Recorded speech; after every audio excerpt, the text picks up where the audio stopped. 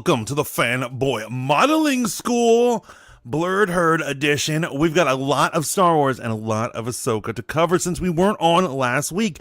I'm the Fat Mantis. I'm here with my boy Steve, real name, no gimmicks. Let's get right to work, folks. And also my other boy Shaolin Ice Boxer. What's happening, everybody? How are you guys? Good, brother. Good. Yeah. How y'all doing tonight? How are you doing? I'm having a complicated evening. But like I said, Ahsoka's going to fix it all up. That's right, man. You should say a bunch of positive affirmations and drink more green tea. What the fuck has that place done to you, bro? Like, No, that's what the internet has done to me. What are you talking about, man? Wait. I'm trying to teach you how to manifest good vibes, man. The internet makes me jerk off more and punch holes in my wall more. So I don't know what internet you're on. Well, no. First of all, the tea recommendation is incorrect. Oh, okay. Really? But the manifestation part is correct. Absolutely, my God. That's the offensive part to Steve. But look, green tea, it is full of caffeine. We need. That's right. He needs some pumpkin spice latte. So we need a white tea. Okay, I would recommend Jasmine Silver Needle. The black women gonna come after you now, Shaolin. You said white tea. with a dash of honey. It's funny. What is it? Did you say Jasmine's Silver Needle? Silver Needle. That sounds like a hooker's name. Hey yo!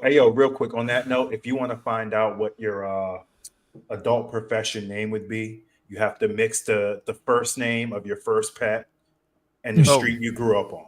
Okay, yo, random as hell, but let me tell you mine. Taz Longwood. Get into that, baby. Taz Longwood? Taz Longwood. That's actually a good name. Honestly, you'd win all the adult awards. What else? The AVNs or whatever? We just want to welcome Taz Longwood to this stage. Give him a second. It's going to take him a while to catch up to the rest of him. Yo, what up, Rogue Radio? What's up, bro? What up, T Mizzle? Hey, guys. Tim has a very controversial take, which would be very controversial in certain parts of the world. Tea. You shouldn't ruin tea with honey, though. So, she's not wrong, though. She's not necessarily wrong. Personally, I like a dash, and it depends on the type of tea. Okay. Gotcha. Listen, I didn't know you guys were so anti other places. The thoughts and views expressed by Tim and Shaolin in 2023 about not accepting people's choices with tea. At any rate, I slam like half a bottle of honey when I have to drink tea. So, pause.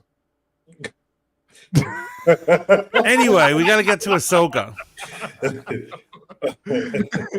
So, episode 5 and 6, guys. 5 being, the spiritual inward look inside that Ahsoka took upon herself, and then episode 6, where we realized that Balin might be the hardest motherfucker that ever walked through Star Wars.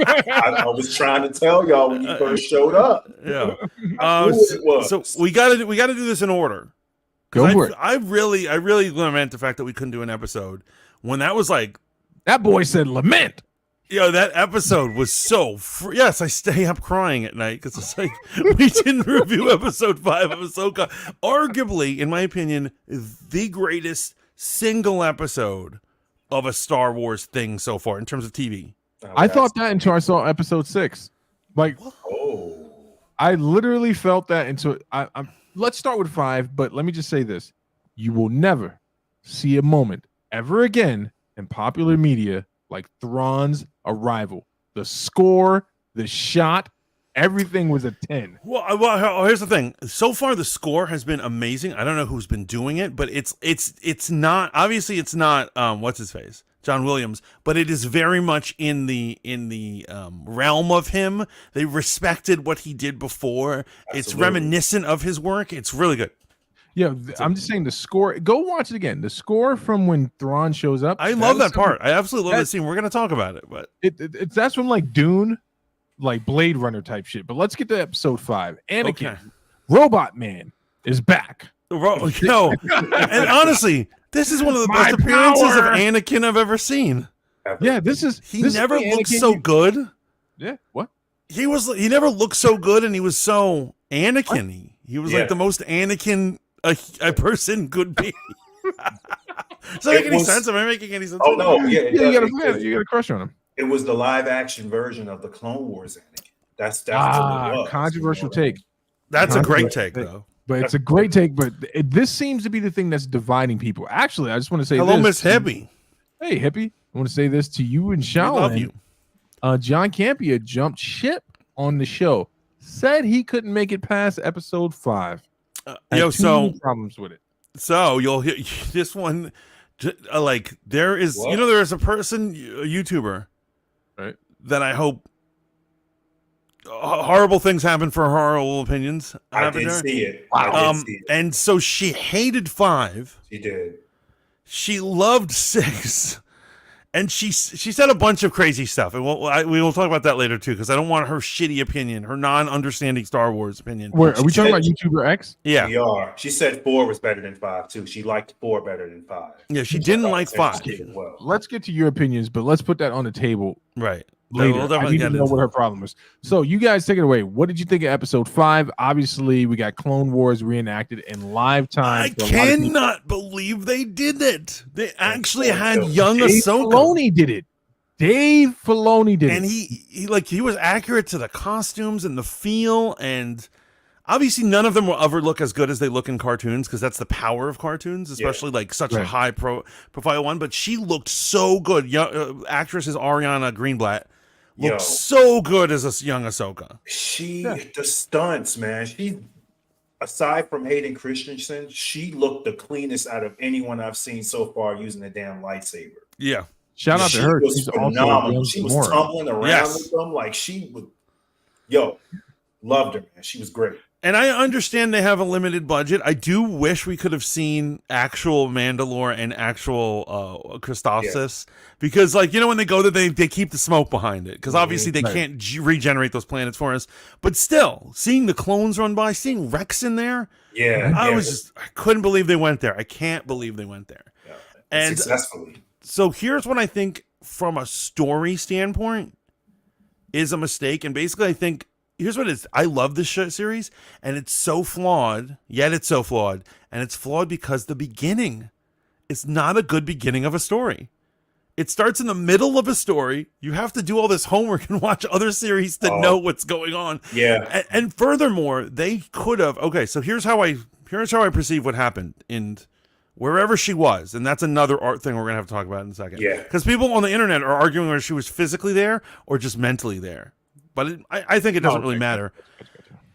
She has been a depressing, bummed out character that doesn't seem like the real Ahsoka, because she has guilt.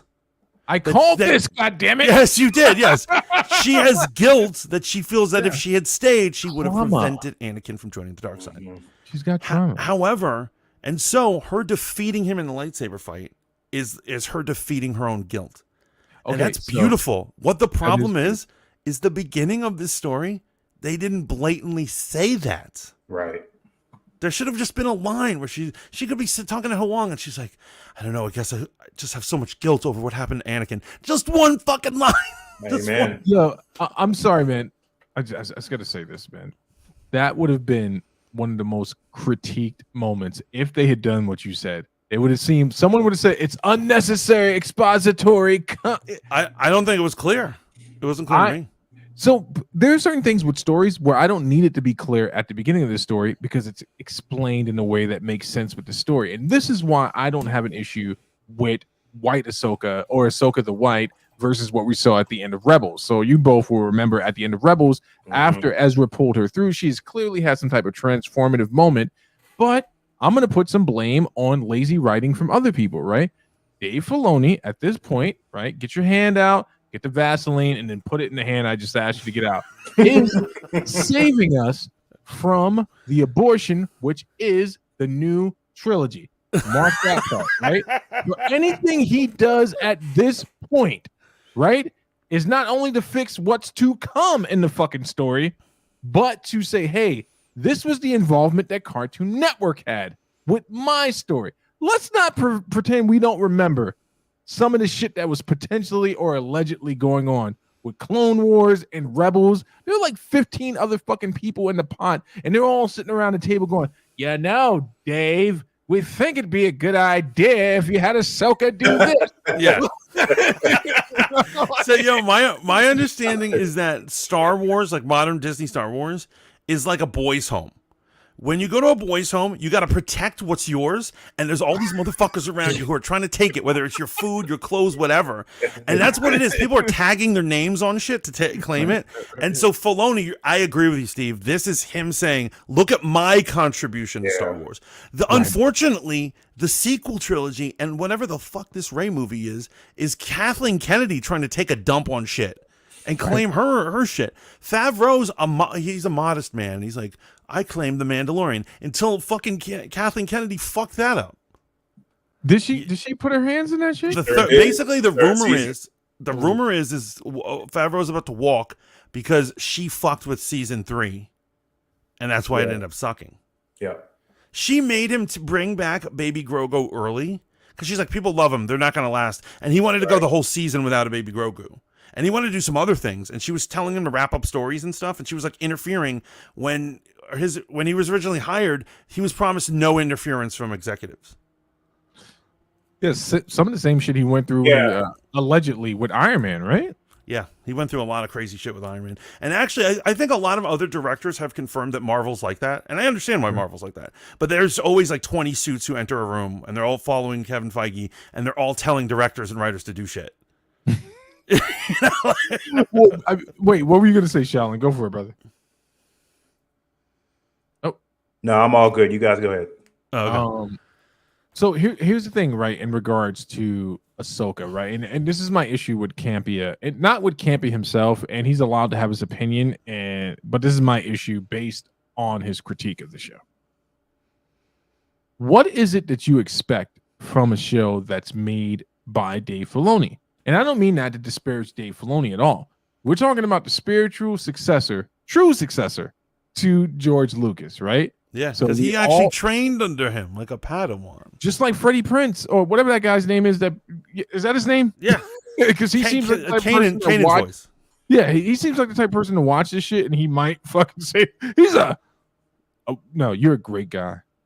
I'll fuck you up if you come after me. But here's the thing, right? Like, it's Dave Filoni, man. Like, he is the spiritual successor to George Lucas in the mind of many people. And I think at this point, it makes sense that you can literally call him that. Well, people don't remember George Lucas anointed him. He knighted him. He was heavily involved in, like, I think the Clone Wars was like a movie or something. Did you not see the movie? I was back in the years and years ago. I think that's what it was, right? Yeah. So basically, here's the thing. I've been, and I'm just calling it because I got to take my credit. Yeah, I have been a Clone Wars fan since literally day one. Most people saw it on Netflix later on. I was watching it in its original run. It was on Friday nights, and I would watch it before I would go out to the bar. I remember when I was pre-gaming. I remember the original, right? Remember that? Yeah. The original movie is so for kids. And I remember I went to a matinee opening day. The theater was packed with mothers and their kids. And I'm like, wait, did it premiere in the theaters? Holy shit. Yeah. I thought it was a Cartoon Network original. So no, it was the first 3 episodes were turned into a movie and it premiered in theaters. Okay. And that's what the baby hut, where they get the baby hut, they introduced Ahsoka. And I was there. I went to see it, and it was totally for kids. I was there, man. And it was embarrassing. It was real embarrassing. Oh yeah, because they start off with kind of like a Starship Trooper thing, like deep in the galactic side. Yes, right. Yes, you're right. They start with a news clip or whatever, right? Yeah. But like, and thank God I had faith in it, and thank God it took off. And it was only a couple episodes before it took off. Some people say seasons. No, I would say when they finally had the solo episode of the clones in Ryloth, and they see the baby Twi'lek and they like befriend her. That is an amazing episode. And I was like, this is a profound series. Yo, yeah. And with that, like I was saying, George Lucas was heavily involved with it. Right. He gave his blessing on like Ahsoka and like all that stuff. And he pretty much, gave Filoni, called him the future of Star Wars. You know what I mean? Yeah. And I could not agree more. Yo, so here's what I love. I love that Ahsoka is so prequels, and Anakin, not Anakin, Mandalorian is so original trilogy. Yeah. And they represent both of them, and I think they're two coins. And Andor is just like its own thing, but I love it. Andor is like our world's version of Star Wars. You know what I mean? Yeah. It's so grounded and so realistic, and I love it for that. Yeah. Real quick, because you guys brought up Andor. Actually, I have not watched an episode, so I'm going to do what many liberals and far right conservatives do. I'm going to speak on something I have no idea. Go for it. Give him some facts. Go for it, Tucker. Tucker Carlson over here is going to speak. Well, the thing that bothers me most about people here's the problem. Like, all right, I'm going to stay on episode 5. I honestly want to say, agreeing with Shaolin, man, Dave Filoni being the spiritual successor and him being anointed by George Lucas really shows in episode 5, right? You guys don't know this, but I'm looking at my notes. I do have fucking notes. That's how profoundly impactful these 2 episodes were. Wow, okay. So the first thing is I wanted to say something in regards to what Mantis said about her defeating Anakin in lightsaber combat, and that was her defeating her own trauma, right? So I am not in the camp that this was some type of metaphysical experience that exists solely in her head, because there are too many things that Anakin said in the representation that let me know that he is either a Force ghost or he is something else. Now, canon says that Anakin is a Force ghost. He showed up as a Force ghost when George Lucas said he is a Force ghost and re-released some shit. So if the creator says it, no one can argue with it. I forget who said it. It was Heavy Spoilers on Twitter. He showed a picture of them all together as Force Ghosts. He's like, there is no way that Obi-Wan, who was murdered by this guy, and Yoda would be happy to see his ghost. That's like fist bumping Hitler when you get to that. It's true, but they have a mitigating worldview that says, hey, he was going through some shit. Right? So here's a I assume they're enlightened as ghosts, so Yeah, you probably let a lot of shit go. Like, I assume when I get to heaven, I'm gonna see some ops there. I'm like, oh, whoa, what are you doing here? Let's get a drink. But here's the thing, right? What really is amazing about this is that he did show up as a Force ghost at the end of the movie on the re-release. So now that's canon, right? So I think it is Anakin that she's dealing with, 100%, according to me, in my opinion. I think it's Anakin she's dealing with, but I agree that it's Anakin helping her from the world between worlds to deal with things that have held her back, which is why she was Ahsoka the Grey. I also agree with Heavy Spoilers and Screen Rant's opinion on this is that Dave Filoni, right in front of our own eyes, soft retcon the last episode of fucking Rebels. So in the last episode of Rebels, she comes back after being pulled from the gates, and then she is then all of a sudden white. She's in the white outfit, and wait, just let me lay this out. I thought that was comparatively, now thinking about it, I have to be honest, I didn't think it at the time, but now thinking about it, I'm like, yeah, we have no idea what type of transformative state she went through. And I guess it would make sense if she was saved from Darth Vader that she would go right to Ahsoka the White, forsake a lightsaber, and start carrying a Ronin warrior fucking spear around everywhere on ancient one spear. Yeah. Yeah, exactly. Shaolin gets it. I was like, why the fuck does she have the ancient one spear? But in this, I really enjoy the fact that even though a lot of people don't like the first 2 episodes, I think the story has taken us to a place where I understand what's been holding Ahsoka back and how this entire interaction set her free. So I just want to shorten that up by saying I believe it was really Anakin because that makes it more impactful. I do believe she was in the world between worlds 100%. And the reason I can validate my claim is your hallucination will never say to you, I have no memory of this battle. Yes, absolutely. Yeah. That's what came to mind. Yep. Someone pointed out, I remember that this was funny, that she says, I won't fight. She's like, I won't fight you. And he says, I've heard those words before. And someone on YouTube pointed out, that's something Obi-Wan said to him. Anakin, I won't fight you. Mm-hmm. And so that means that her hallucination somehow has Anakin's memories. So question. Go for Do you so this is like a kind of a deep cut ish, but I'm seeing people say it a lot. Do you think he's the father? I do think he's the father.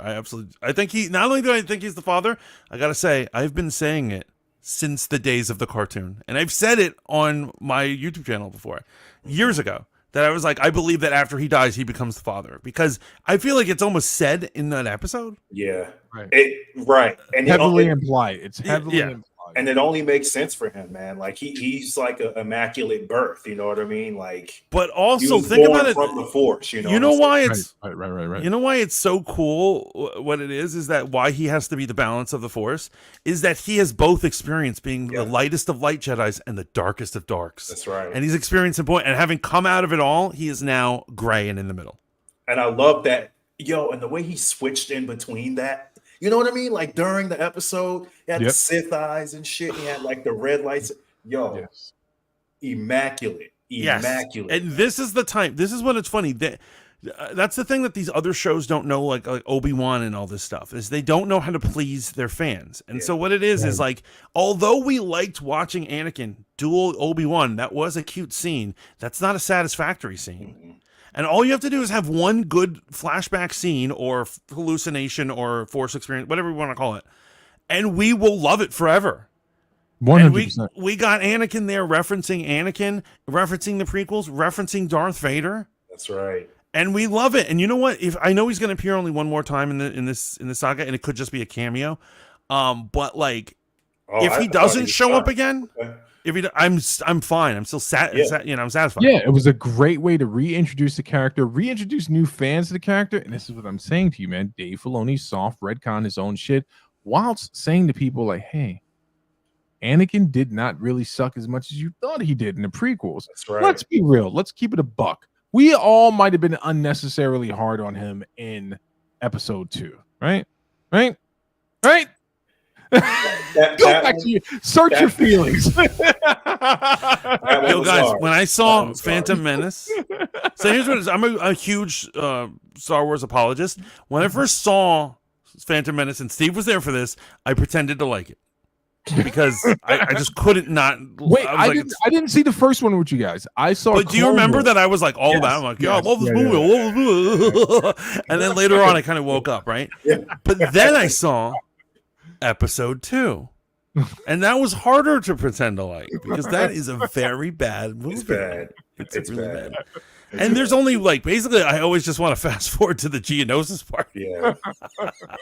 It just doesn't hold up. So Steve, you're saying like it redeems him, it doesn't redeem that movie though. It doesn't redeem the movie. It redeems Hayden Christensen, right? It redeems him in the sense that maybe we didn't pay enough attention to that. A lot of that stuff was intentional.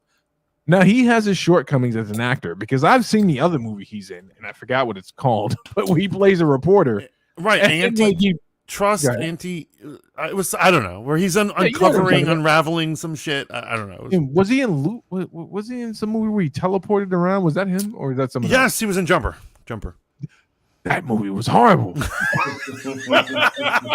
it is, and but at any rate, I'm saying that we were too hard on the character of He's Anakin. Canadian, so we, give him that. I will say this, man. I enjoy him more. Now, you guys, I want you to answer this question. Do I enjoy him more because of the bullshit that I saw that came out in our second lifetime, which is the sequel trilogy? Or is it just that we were too hard on him? Like comparatively, like Adam Driver, I would rather watch Revenge of the Sith, Clone Wars. I will never watch Phantom Menace ever again in its entirety. No, Attack of the Clones is the worst movie. I promise you. It makes I will watch that shit. Phantom Menace look like it's brilliant. I won't watch any of those 3 movies before I objectively watch any of the. I've tried multiple times. I'm like, I'm going to put. Not even Revenge of the Sith. No, Revenge of the Sith, I'll watch. I'm saying I'll watch those things. I will not watch the new sequel trilogy, the new trilogy. I won't watch it. I've tried multiple times. What's this shit called? Brave New World? What's the latest one? The first one to kick it off? Brave New World? Force Awakens, bro. What are you doing? It reminds me of Brave New World, bro. It's like it's literally traumatizing. Like it's got babies crawling around towards sunlights and shit.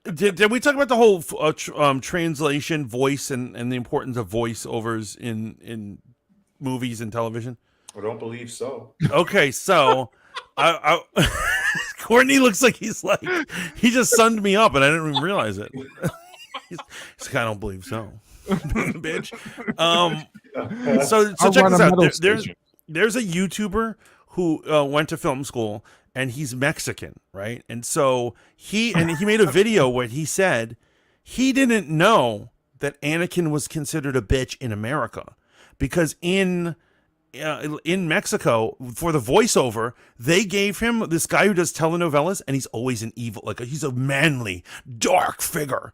And when he did the voice, he sounded like a tough guy when he's saying all those lines. And so later when he went to America, everyone's like, Anakin's a little bitch, and he's like, what are you talking about? He's Darth Vader, and it's all because of the voice. He just associates him with a manly voice. He was definitely a badass in Japan and in the Chinese adaptation. Wait, did they get Star Wars? I'm sure they got Star Wars. Somehow, even though there's some racist Chinese stuff in the Phantom. They got it. Look what they did to my boy John Boyega on the poster. Oh, right. They shrunk him down and put him in the back because he's But black. Disney shrunk his character down and put him in the back. Disney did No, but I'm saying Disney did that with his character plot. So nice. That makes sense. So in regards to episode 5 of Ahsoka, right? So we get Anakin. He's dueling with Ahsoka. She does a fancy kick. For all you people who've been complaining that she's not agile enough, as if you can do flips in your 40s and shit like that. But so we get her, getting the best of him, and what appears she gets the best of him with a flip maneuver, and she says, "Maybe you don't have anything left to teach me." And regards to lightsaber combat, and then he destroys the environment. She falls into the first layer of her trauma, and then she makes it to her second layer. I just want to stop at the second layer, the siege of Mandalore. Beautifully shot. Do you think that's her most relevant trauma in regards to Anakin? Like, what do you guys think? I think the night they banged is her most traumatic. This motherfucker's trying to get kicked off the internet. No, so I had an ongoing joke on my YouTube channel that they sometimes act like they're a couple, even though that's. I would agree. Yeah, there was times when I'm like, yo, she's a girl. She's 12. Hey, Papa Frita, what up? Crossing my fingers for no glitches or lags. So her worst trauma. What do you think, Shaolin? What do you think her worst trauma? So let me see here. So the Siege of Mandalore, that's what happened in the final season of Clone Wars, right? Yeah. Right. She ended up fighting Darth Maul, one of the dopest fights, right? Wasn't that the scene? She didn't have a revelation that he was going to be Darth Vader, but Darth Maul was trying to warn her. Yes. He was trying to tell her about the plot, and he was trying to recruit her, and he was. Yeah. So I feel like maybe that's why she ended up going there, was maybe because that was the time that the realization that something very wrong with Anakin was going down. You know what I mean? So, that was like the shatter point. It's a good point. You hear what I'm saying? Yeah. Yes. So what it is I think you're right. I think that was the point where there's two things about it that I think are fucked up. One about Anakin, one about herself. I think one of it is that you're right. Instead of fleeing, she could have gone after Anakin. But instead, she at the end, she's warned that there's a plot. She sees the plot firsthand in her face, and then she runs for the hills instead of going after Anakin. And I'm sure she probably has guilt about that she didn't go back for him. Right? Okay. But the other thing is that I like that in this episode that they point out that in her first battle as a Padawan, she questions war and why we're killing in the first place. She's like, I don't want to be a soldier. I want to help people. And he's like, this is what it is, kid. And then it jumps to the end of her career during the war, and she's a proud warrior, and she gleefully takes people's lives like it's nothing. Was she gleeful? When she killed the Mandalorians, when she's sliding on the ground, she's doing all these things. She was having a good time. It was incredible to watch. I tell you that. And remember, afterwards, she stands and she's proud and she's looking all over. She's given into the vanity of war, and I think that on her personally is part of her trauma. That she got used to being a child soldier. Yeah. She's into it, and she should not have been. I would agree completely. So what's interesting about that is the story between her and when she left the Jedi Temple and when she returned for the battle of the Siege of Mandalore. Now, this is where it gets weird, right? And I'm glad you brought this up. she wasn't doing shit. Like when she left the Jedi Temple and she rejoined this bitch was a junker. I'm sorry, this young lady was a junker. She was fucking slinging junk, wasn't she? Yeah, she was. She was part of a drug operation by accident. She didn't know. She's a Jedi who's investigated countless shit and has psychic powers, but somehow didn't know that her two colleagues were smuggling dope the whole time. Lady O, welcome in. Lady. That is funny that's what she was doing with her time off, which is why that's funny. A Jedi quits. A Jedi quits and they realize they have no skill that's usable for anything other than being a Jedi. They're like, I'm quitting the Jedi Order. Now what are you going to do? I'm going to sell spice. Go work at Starbucks. So, go ahead, man. Just go. No. I was just saying that's so funny, but I love that what this episode is doing is it's making us take a trip down memory lane of Ahsoka, right. And people don't realize it. That if you're not a Clone Wars person, you're not like a extended universe person. Ahsoka has become, and it's so funny. She was so annoying in her first appearance. Mm-hmm. She has become Star Wars, and I don't know if she's she's not the Star Wars, but she's up there as one of the things that make us think of Star Wars. That's because Ahsoka. the person who wrote her, and this is where I get into Campia, and this is where I get into Grace Randolph, calling you out by name. Hi, Ivory Tower. Let's call her out. So, you know how she became Star Wars, in my opinion? Because the fans took to her. Because someone who wrote her was a fan of Star Wars and said, hey, I think this is going to be a great addition. I think we need to add a little bit more depth to Anakin's fall. He had an apprentice. She's a plot device, right? And Dave Filoni, I believe it was Dave Filoni who said that Clone Wars is from the perspective of everyone else except for Anakin, Obi-Wan, and all these people. Like, it's about people like Ahsoka. It's about people like Darth Maul. Because it's like, what are they doing through all this shit? If I have the quote correct, you're right. You're absolutely right. It's true. It's about the people around them in the war. It's about Yoda. It's about Dooku. You know what I'm saying? Yeah, like it's about. There's some. You know what's funny? The best Jar Jar I've ever seen is in Clone Wars. Like they even redeemed Jar Jar. I like some Jar Jar episodes. Yo, Jar Jar. To be honest with you, man. Anyway, we don't have enough time about it. But I think that she is Star Wars because she was made by someone that loves Star Wars, but that person that loved it wasn't just some bumbling idiot and some stan. Like, he was able to contribute to it. Yeah. I just want to know if you guys think that the Bad Batch is the Bad Batch Star Wars. I'm actually not a fan of the Bad Batch. I watched the first season. I haven't seen anything other than that. I did too, and it was like I felt like it was hard to get through. I thought that it was kind of like they were beating a dead horse or whatever the fuck the phrase is.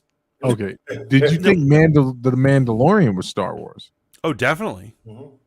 All 3 seasons? Would you say it has the spirit? You know how I feel about season 3. I think season 1 and 2 are like some of the most Star Wars shit ever. So I would put him in the category of Ahsoka, that in general he evokes Star Wars.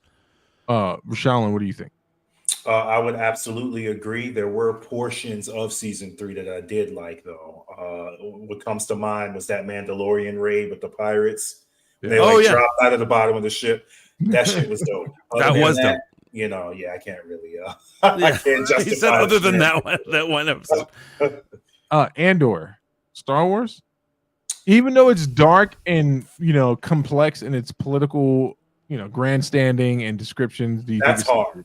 That's a hard question for me to answer because it's good, but it is not traditional Star Wars in the slightest. Yeah, that's what I was having this conversation with Gray the other day, and I said that, and then she was like, "Well, why can't that be Star Wars?" Because the truth is like, you got to remember, if you look back at all the Star Wars that Lucas made, his 6 epic tales, he embraces cheesiness. He embraces these cosmic villains and their mustache twirling, and they have multiple arms, and there's weird aliens, and we love little alien creatures, and we're gonna protect them from an evil empire of white supremacists. That's what he thought Star Wars was, and none of that is in Andor at all. Right, and it's very serious and it's very adult. And although I love it, I do enjoy it. I think it's less it's not lesser, but it's less Star Wars than all the other things we're talking about. Okay, so I swear I'm going somewhere with this. That episode of The Mandalorian, where in season 3, where they're following around the two former Imperial officers, right? The Imperial scientist and Homegirl. I like that. episode. Yeah, I thought that was a great fucking episode. And the reason I think it's Star Wars, and I'm open to critique on this, the same reason I think that Andor is Star Wars, because I heard that episode reminded a lot of people of Andor, is the fact that it's the stuff going on outside of the main characters, right? The subterfuge, the espionage, because you think Rogue Company is Star Wars, right? Oh, yeah. Yeah. Definitely. Yeah. But that was the most adult shit. I remember when I went to go see Rogue Company, I was like, this shit is really intense. Yeah, no, I agree. It is very adult, very intense compared to other stuff. Right. Okay. Do you want vague spoilers for Andor of things you probably know? No, I've watched every spoiler episode there is. Okay. So basically, like, it is a hardcore representation of something that could happen to a human on Earth. It is a man who is wrongly accused of a crime, sent to a kangaroo court, and then sent to a prison where he's forced to work as a slave to build things for capitalists out there. And it just shows you how it fucks up the little guy. It's horrible. It's horrific. It's very real. It's literally like a lot of stories that we hear today of poor people who, like, you're accused of a fake crime, you're sent to jail, and you're fucking working for the man. Yo, Matt's going off in the chat right now. Matt, what up? He says Andor sucks. Hail Shout Lin. Hail Steve. Hail Fat Mantis. What up, brother? I'm glad you were able to make it to the stream. We love you. We know how you feel about Ahsoka. The reason I asked all those questions is because I know we're going to get into episode 6, and I'm going to say that I think Dave Filoni in episode 5, even with Matt present, has done something that no one else has been able to do. He took that weird part of the story where we're trying to figure out why Ahsoka is so nondescript. Remember, we were referring to her as Puerto Rican Ahsoka because it didn't feel like the bubbly dimwit that was originally on Clone Wars. And now she's a grown-ass woman, and there's a reason she probably doesn't joke like she used to, especially after watching her whole battalion get slaughtered, in which she helped kill some of them. And then in retrospect, when she was a youngling, she also helped at least, 80 of them die with a misjudgment call? I forgot. You know what? It's not even. You know what I'm saying? I have not done a body count on her, and I mean a real body count, like a murder count. But like, it's not just robots that she's killed. I bet if we took all 6 seasons, we would find Ahsoka has killed mad. Yeah. I'm talking about the clones. Yeah, I know what you're talking about, but I'm saying not just that. Here's what I'm saying. If you're in command, clones have souls. You bigot.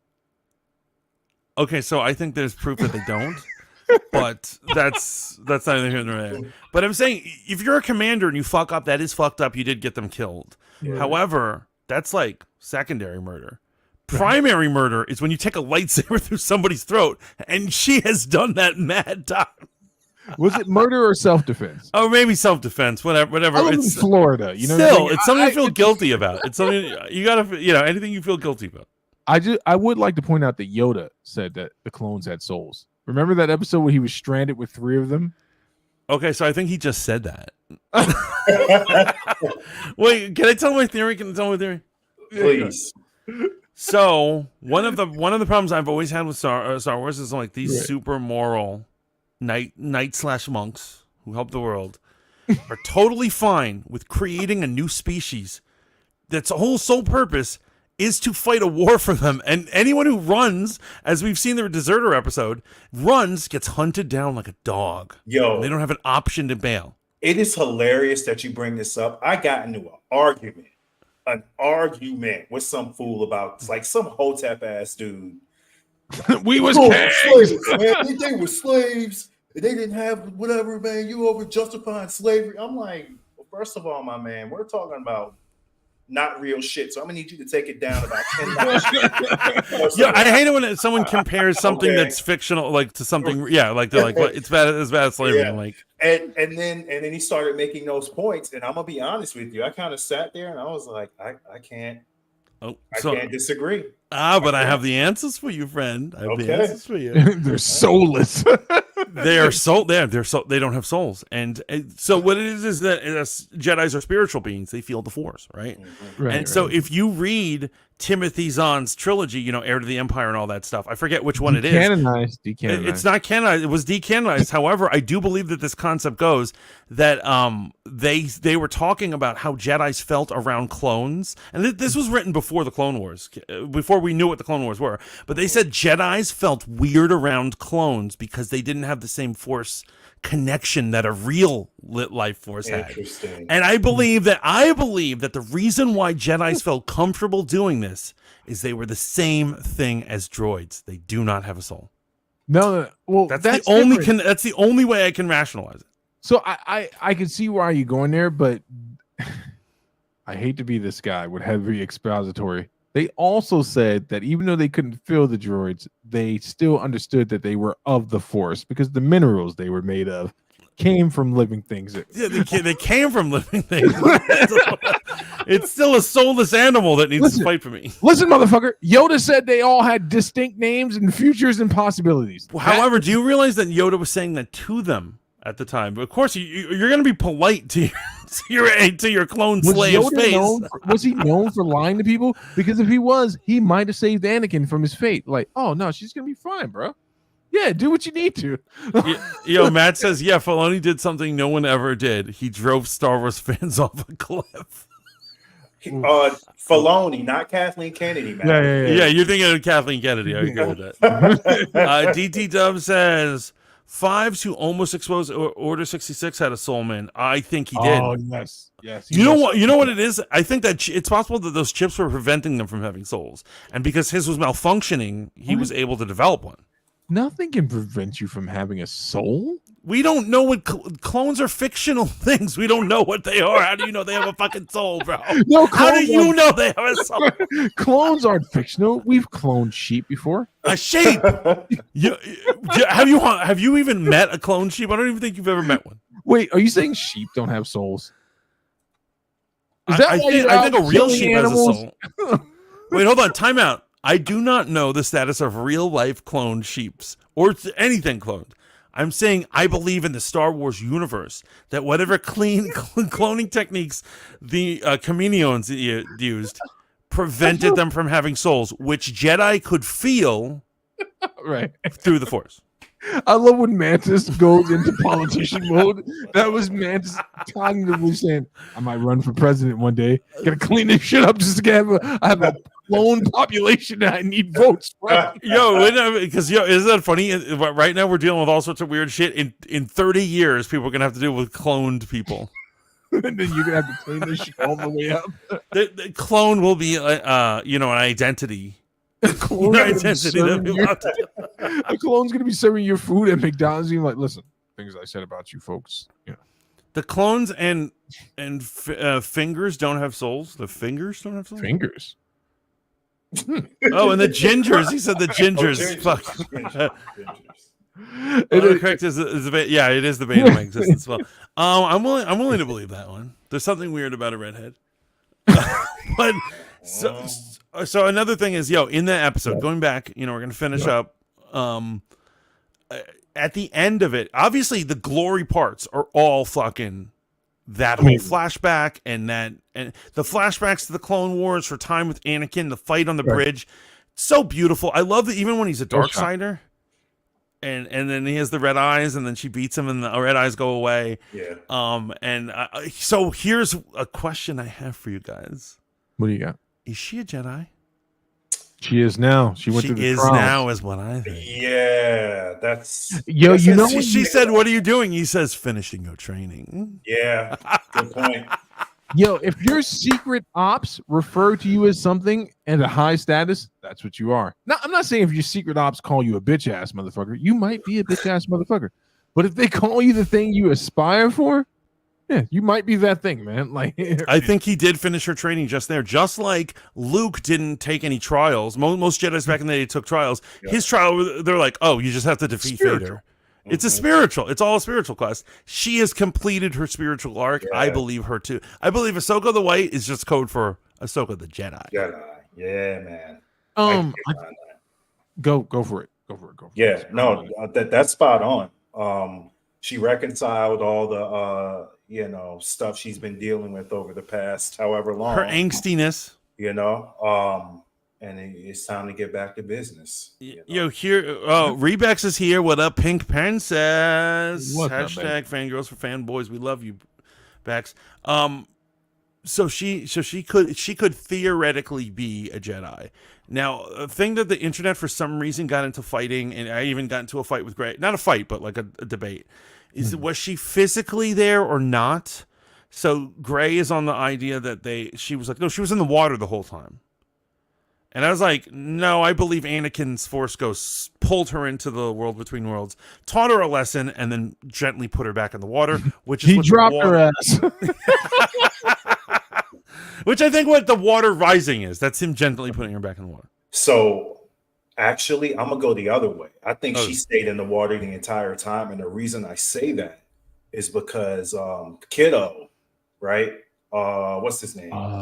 Jason. Anakin's kid. Jason. He could hear what was going on between the two, and it was coming from the water, right? Go ahead. So here's what I'm saying. Here's what I'm saying. I'm assuming that that's some weird psychic, force thing. Yeah. Like he's trying to perceive it, and so maybe that's where the portal was, and maybe the portal was still there, and that's why he could hear it. But I don't think he was actually hearing it. That was his sixth sense hearing it. I think it might have been some old samurai Shaw Brothers kung fu shit where it's like I hear fighting on the water and it turns out two motherfuckers are dance fighting on like a few miles away. I agree with Shallon. I think he might have actually been hearing a lightsaber on the water or in between the water. So here's the question, and this is what's so weird. This is so weird. So there's clairvoyance, which is like seeing the future, and there's clairaudience, which is seeing something that's currently happening just elsewhere. But and you can see and hear it. But the question is, are you actually seeing and hearing it, or is your mind just processing it? Like, do you need ears to be able to listen? Like, if he was deaf, could he still hear the fighting? I think he could. Kind of like hearing your own voice, right? Of course he could. Like hearing your own thoughts. He has the muscle that allows him to perceive those things, to pull from my atheistic friends. But here's the real question, right? How did his bum ass mother hear the same shit? And this is my problem with the new trilogy. Everyone can tap into it. I do not believe that. I do not believe that's what they're saying. That is not what they were saying, brother. No. His mother clearly heard it. No, I don't think she did. She literally did. I think she kind of had faith in him, so she was like, "Yeah." No. When you think your kid's just making up some shit and you have faith in him, you're like, "Well, son, I believe you." You don't close your fucking eyes and then tell your squadron to get out there and start looking low. No, she believed. She had faith in what her son was saying. I don't think she really heard it. She did. She absolutely did. In fact, her face reacted. I watched the episode 4 times and I'm like, this bitch heard it. Even Star Wars theory was like, I understand how she could hear it. Yo, so the way I interpreted that scene, and Hu Yang gave us a little exposition after, because remember when they were going back to the ship, he revealed that Kanan is his father, and Jason can use the Force, right? So my thought with that was Hu Yang's way of being like, she recognizes he has abilities, and that was a realization, like, oh shit, like he's actually hearing something. Maybe we should go see what. That's how. Right. That's why she was explaining why she was humoring him. Listen, I don't think a droid could hear that. No, the droid couldn't hear it, but he was explaining it to the fucking soldier, who's the only right-thinking motherfucker in this entire scene. The soldier walks up. Imagine being homeboy. You walk up on the fucking talking automaton, and it's like, oh, what's going on?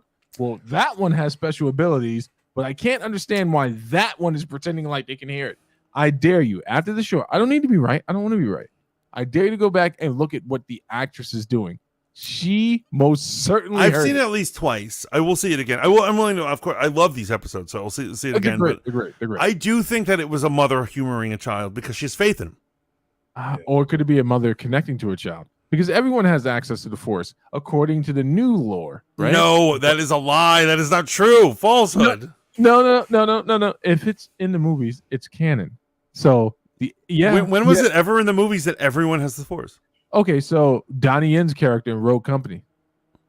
So here's what it is. He was a force sensitive guy who never did his training, so he has residual force. No, but you can be force sensitive according to Star Wars and never make it into the Jedi Temple. That's why they rejected certain Right, people. and you'll have residual abilities.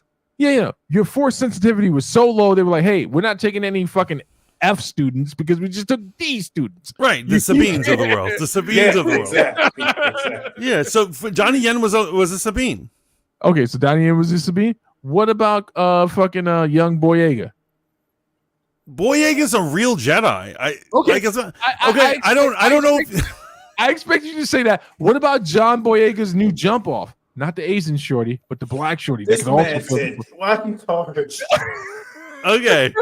So his new jump for starters. So Steve, I actually think that they didn't put it in the movie. They didn't explain it, but those I believe that those stormtroopers, or at least her, are force sensitive as well. What the jump off shorty? Yeah, jump off. I don't remember her name. I don't remember who is she? Who is this chick? I don't remember this bitch's name. So Yo, I love you guys, man, and I respect you for defending the point. How many drinks Steve done already? His eyes barely open to Cincy Star. Yo, I love you guys to death, man. But the crazy thing is, Shorty and everyone else in fucking the new trilogy, motherfuckers were mad force sensitive. They were more force sensitive than most hoteps that I've ever met in my entire life. I know. No, I don't believe that. DT Dub says we need another Black Jedi. We need. So here's my idea. They should give Boyega a Disney Plus series called, Tales of the Black Jedi. And what it is it should be after he's trained a little, so he knows what he's doing, and he should leave everybody and go find his parents. Okay. And then his parents have been imprisoned by a horrible cyborg evil what's this bitch's face? Phasma. German cyborg. Phasma. And so he has to kill her, but he also has to learn about himself and his origins and shit. Hey, look, it sounds good, but you remember what Boyega said, right? You'll never Disney Plus me. Well, you know what? A homeboy isn't working very much, other than the Tyrone. Wait, than they cloned Tyrone. I haven't seen him in shit. So. He did the what was it? The Black Queen. What was that shit? Where it was right. Woman King. The Woman King. The Woman King. What an absurd movie. No, kidding. I actually liked it, but he had such a stop lying. I didn't love it. I liked it. It was a good movie. It's a good movie to watch in the afternoon. But like he was at a small role. We need Boyega's a star. Boyega. Let me see if I have you correct. Right. So in this atmosphere, this climate right now, where we have at least 17 channels dedicated to disproving race bending, woke culture, or anything resembling the two in popular media that they enjoy, you want to walk into the office of Disney, say, hey, bring back one of your most problematic actors, right? He wasn't problematic. He did what he did. I'm just laying it out. I'm just. My man was chilling. He didn't do shit to anybody. I'm just laying it out to you how the two sides are going to perceive it, right? So from Disney's vantage point, all black people are problematic. Is that it, Steve? That's what you're saying. Let me see if I can get this straight. They're like, I don't know why he's hostile, and John Boyega goes like, what? You're calm down, buddy. Just calm down. Let me see if I got that straight. Because keep that same sentiment. So Disney's going to be like one of our most problematic actors. You want to bring him back, and then aptly name the show Black Jedi, and then try to present it to the geeks and gamers and Star Wars girls, and even poor Matt. And I can't even think about it. Yo, when the Force Awakens trailer, the very first one came out, and it was just a shot of the desert, and then he just like stands up and like takes his helmet off, and he's black. Yo, the comments on the internet. Woo! Yo, I thought we went back to 1965. I agree. That was insane. That was insanity. He's a stormtrooper. What is wrong with y'all? So, guys, like Lando is the only one we allowed into this universe far, far, far away. Here is the problem with it. Is that anytime they're going to be straight up black or they're going to be straight up woman, they tiptoe around it, and they're like, they're pretending to be strong, and then they kind of back up, and they're like for instance with Boyega, obviously in Force Awakens he was supposed to be Force sensitive, and then they're like, well, I don't know if we're gonna allow that because there's some geeks and gamers guys out there. Fucker, just fucking make him a fucking real Jedi and do it, and tell these idiots to go fuck themselves. And you know what? It's exactly like cancel culture. If you do not allow it to happen, it will not happen to you. If you say, I'm doing the story, fuck you if you don't like it. That is the attitude you have. You know why Captain Marvel sucks? You know why all these other, why actually Boyega's time in Star Wars sucks? Because they were wishy-washy about it. They didn't know how to proceed because they're fucking bitches. Be a fucking alpha and just do your story. You want to have a black-centric story? Do a black-centric story. You want to have an all-woman story? Fucking go for it and be unapologetic about it. But I will not take this fucking being a fucking sideshow idiot. Damn, put it on shorts, baby. All of that was good cooking, except for you put Kathleen Kennedy as the alpha, and on behalf of the Red Pill, she's not a fucking alpha because she tiptoed around fucking everything. Rey is not even a strong woman. She's a fucking joke. You already fucked up according to the Book of Samuels. You know that, right? You fucked all the way up. He's menace to society. You know you done fucked up, right? You know you done fucked up. You mean Kathleen Kennedy's husband should have put his dick on the table and be like, listen, bitch, this is what you're doing with my beloved franchise. Read from the book. What's that Asian dude say? The book of mass clapations, cheek clap. Chapter. I agree with you, of course, man. I agree that Finn was supposed to be the center of the story, but I don't ever believe he was supposed to be the center of the story, according to Kathleen Kennedy in the campaign, that the Force is female. I don't. Here's the thing you're not taking into consideration.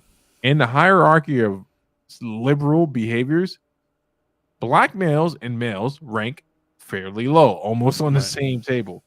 And above them are females, and then black females, and et cetera, according to and apparently whatever. Somehow trans trumps everybody, even though they're really just males. They have the reality gem, and not only do they have the reality gem, they have the powers of the Beyonder, right? Like, you can't fucking go against it. Got the power cosmic, boy.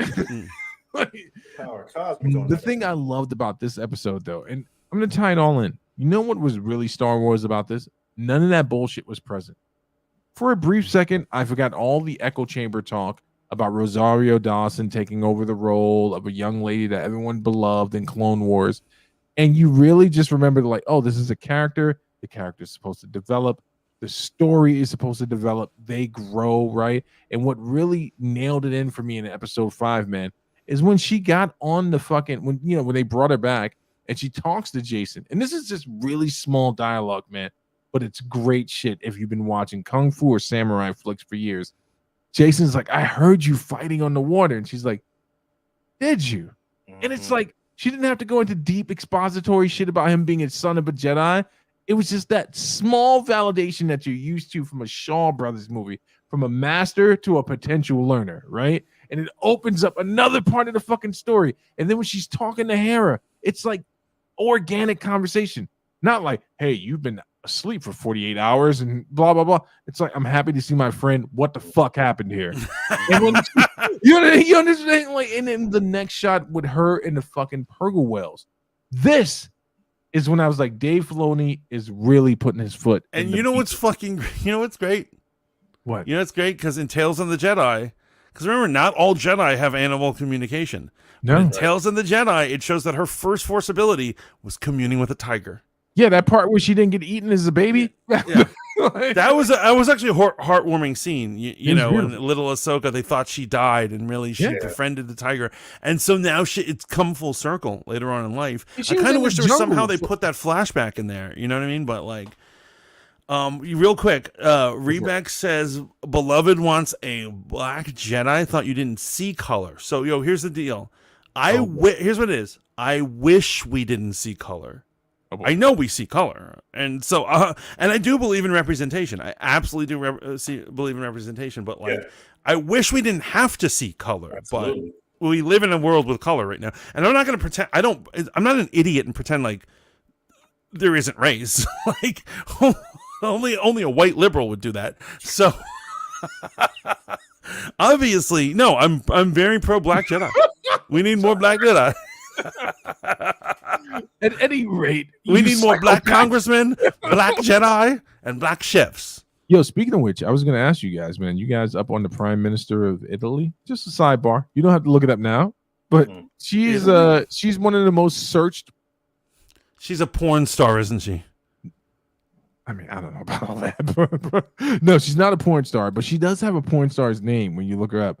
I don't think the woman is like attractive, but she's garnered quite a bit of fanboy. What is it? What is it? Why do I have to look her up? What's happening? Because motherfuckers they're simping over her. And she's okay. I mean, there's hot politics. She's like far right, but I just wanted to throw that out there, man. Since Shaolin, to wrap up episode 5, really quickly, scale of 1 to 10, what'd you give it? I got to do it, man. It's getting a 1-0 from me. And you know what? I'm going to follow him. I am too. And you know why? I had nothing, but I enjoyed every inch of it. Oh, 1 being the positive. Okay, I was like, you treacherous mother. No, 1-0. 1-10. Yeah, 1-0. I'm 1-0. I'm doing it too. I had nothing but good things to say about it. I didn't walk away with any problems with it. I fucking loved. I watched this episode like 5 times. As briefly as you can, why would John Campea, which he has the right to do, why would you jump off on what people almost unanimously declare the best episode? Because he's a contrarian ass. That's why. It doesn't make no sense. So he pretends he's an artiste, or he has an artistic eye, and like anything that's popular, like popular culture, is just stupid. I hate people like that, man. He likes Marvel's Civil War. He loved that movie. He loved that movie, by the way.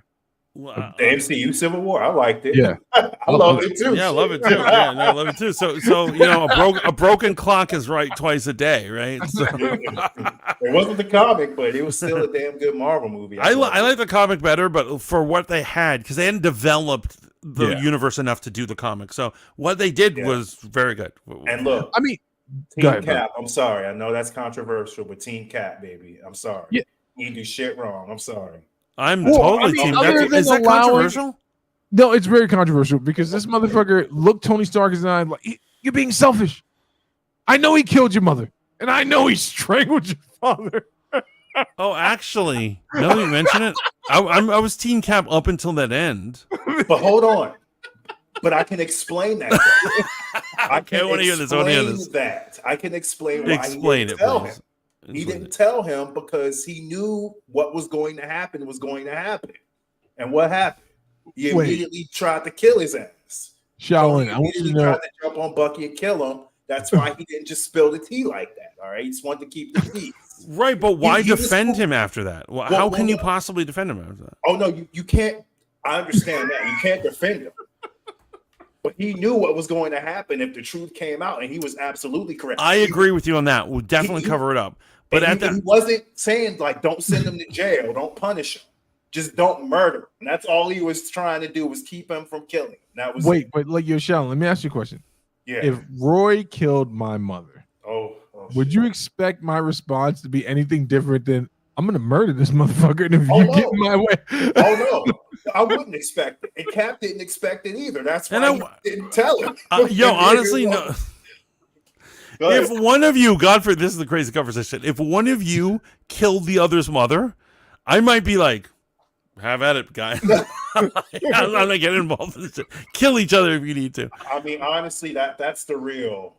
Okay. Real response. Okay. So there's emotional moments in franchises. So we should get off Marvel real quick, but in Marvel, the emotional like moment that I fucking love so much is at the end of that movie when they have defeated Iron Man and they're leaving, and he says, "You don't leave with that shield. That is my father's shield, and he will not let you have it." And he's being a petty child, and he leaves him the shield, and that was a great moment. It was, and then he came back later and apologized. Okay. Oh wait, I was just about to bring it up. I was just about to bring this up, man. One of the best scenes was in an Endgame where, in a rare moment, Iron Man actually got Captain America and it got him of high morality. He was like, "You said we lose together. You said we do a lot of things together." And like, this is after fucking he watched the 16-year-old kid that he recruited to fight Captain America and then bring into space get killed by an intergalactic tyrant. Always be willing to blame shit on other people. Let's get to episode 6. Wait, real quick, my Star Wars emotional moment of all time, Go for it. I have to say, is that when he is fighting, when Obi-Wan is fighting Anakin, and Anakin says, "From my perspective, the Jedi are evil," and Obi-Wan says, "I have failed you, Anakin. Yeah. I have failed you." And you feel him. And so like I feel like that regret, like imagine the regret of Obi-Wan. Yeah, well, you could tell in the way he delivered that shit too. Like it sunk in at that point. Like, damn, I cannot help this man. It is over. I kind of wish he had delivered it with tears, because he doesn't have it in tears. I really wish he was in tears, but for him to be like, "I have failed." What it is Anakin's doing the most evil thing in the universe, and somehow he's taking it onto himself. He's like, "Oh my God, I have failed you." Yep. Well, I mean, he did fail him. Come on, let's keep it real. We all watched some of the microaggressions. Did not validating of feelings. Microaggressions. That's just. I'm Team Iron Man all the way, and Ahsoka sucked. Oh, we slipped that in. DT Dub says Keith Koff and Agon Collar. He's going deep right now. The other black Jedi.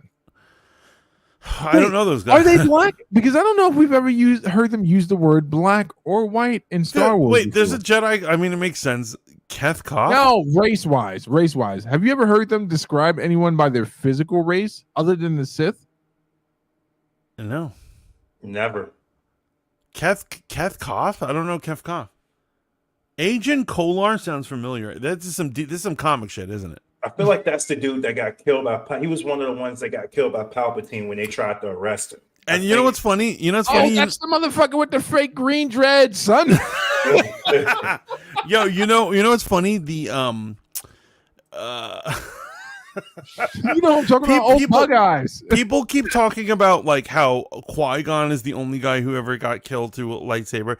That's actually not true. No. Like Palpatine killed a bunch of Jedi with lightsabers to the gut.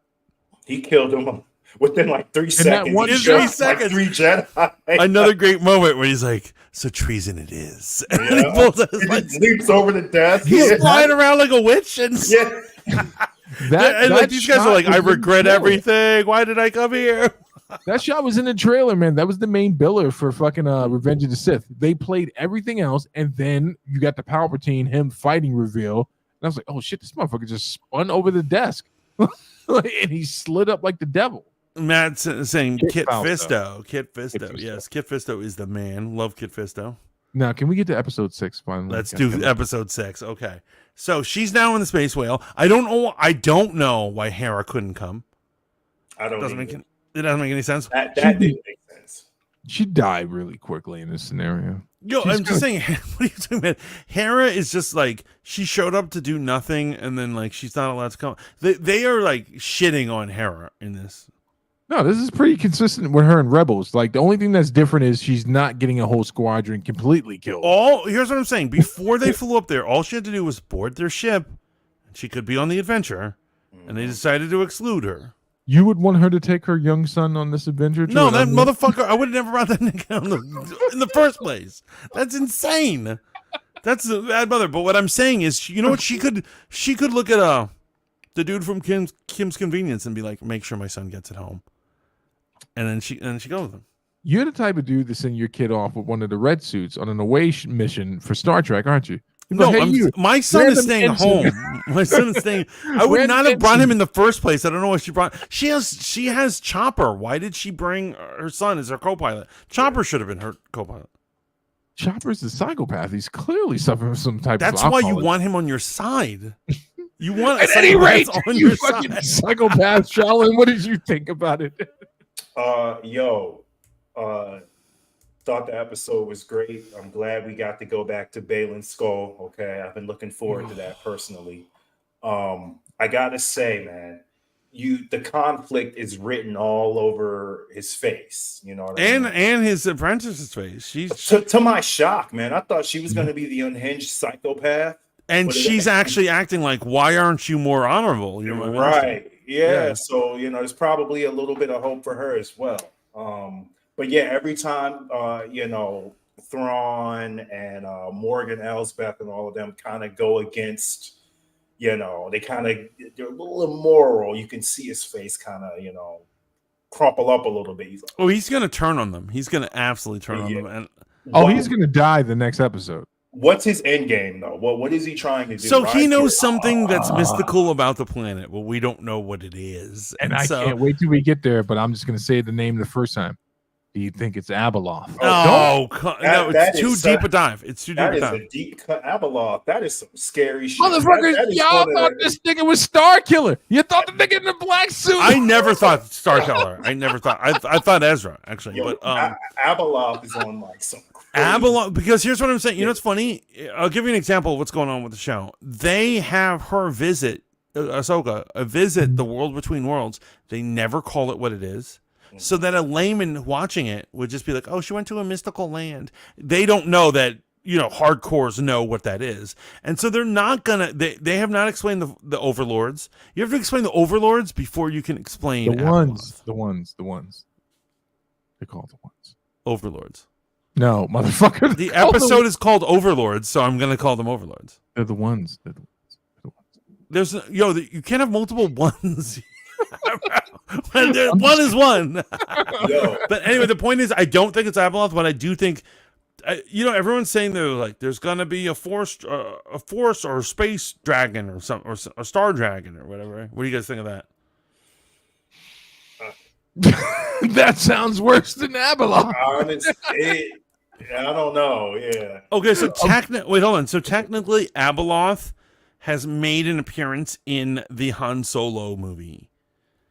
And so the monster that was there's like a monster that they fly by or whatever at one point in space is supposedly a reference to Abeloth. Oh shit! Okay. I don't know if Abeloth can be contained on a planet. Abeloth being like truly dark side. They couldn't kill her in the Legends, now defunct Legends book. They couldn't kill her. All they can do is restrain her. Right. Yeah. She's an epic level beast. I don't think he's going to be fighting. And I think that's too much deep dive for like, what, 2 episodes? They have 2 episodes left. But however, why do they keep thinking there's going to be a giant monster? Everyone on YouTube is saying there's going to be a giant monster. I don't know if Star Wars. That. That feels like that's coming out of nowhere. That worries me. I don't like how that sounds. It almost sounds honestly, like you might know something I don't. Okay. Honestly, I don't think it's Abeloth or a space dragon. I think Balin's going to get to where he's going, and it's going to lead to the world. It's going to lead to that secret realm, and it's going to be just short of time traveling. It would be really ballsy for them to bring in a character like Abeloth, because when you think about when they brought in the gods of Immortus, like it's the father, the son, and the daughter, and we can make them into a very cartoon-friendly depiction, right? We can have some old-timely guys, the father, some angry-looking kid as the son, right? And then we can have some beautiful ditzy blonde as the daughter. Yeah, as the daughter. Could you imagine trying to cast Abeloth? By the way, the father, when he wasn't ruling his 2 kids that were... He turned his wife into a fucking animal bitch, baby-killing monster, who's now a tentacle monster who lives in the heart of a black hole. Okay. That people can't gather that. It's like too much. Yeah. If they might do it in the future, I don't know, but I doubt in this series they're going to have room for it. So what do you think Balin's looking for? And what do you think about the sisters of Dathomir? Not being from Dathomir. I think it's a cheat. What? Here's what I'm saying. I'm fine with it, but ultimately, what they're saying, they're like, we killed the sisters of Dathomir. However, we regret that decision. So now we're going to be like, oh, by the way, there's another planet who has them. I see what you mean. I was like, this is cheating. So now there are witches of Dathomir. Yeah, it is cheating. Who are supposed to be extinct? Okay. Yeah. But I'm fine with it. It's a minor thing. I'm loving more about like Thrawn and his Lost Legion. And Enoch. Night Troopers. Night Troopers. That's what they're called. That's what they're called officially. They look, my God. And his man.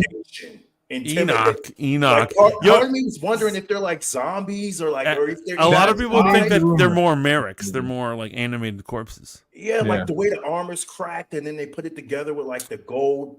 So people have pointed out that they're like, look at all the damage on their suit. Like no one wearing that could possibly survive the type of damage. Like, there's multiple cracks in the chest and face. You're like, they would have died, whatever they're experiencing. I love how they look, man. They look Except for amazing. one thing that says that they cannot be like reincarnated or raped, according to like Night Sister Magic. You go through and you look through all the Clone Wars, none of those fucking dead bitches, I'm sorry, those dead witches that they brought back could utter a word. All of these motherfuckers were saying Thrawn.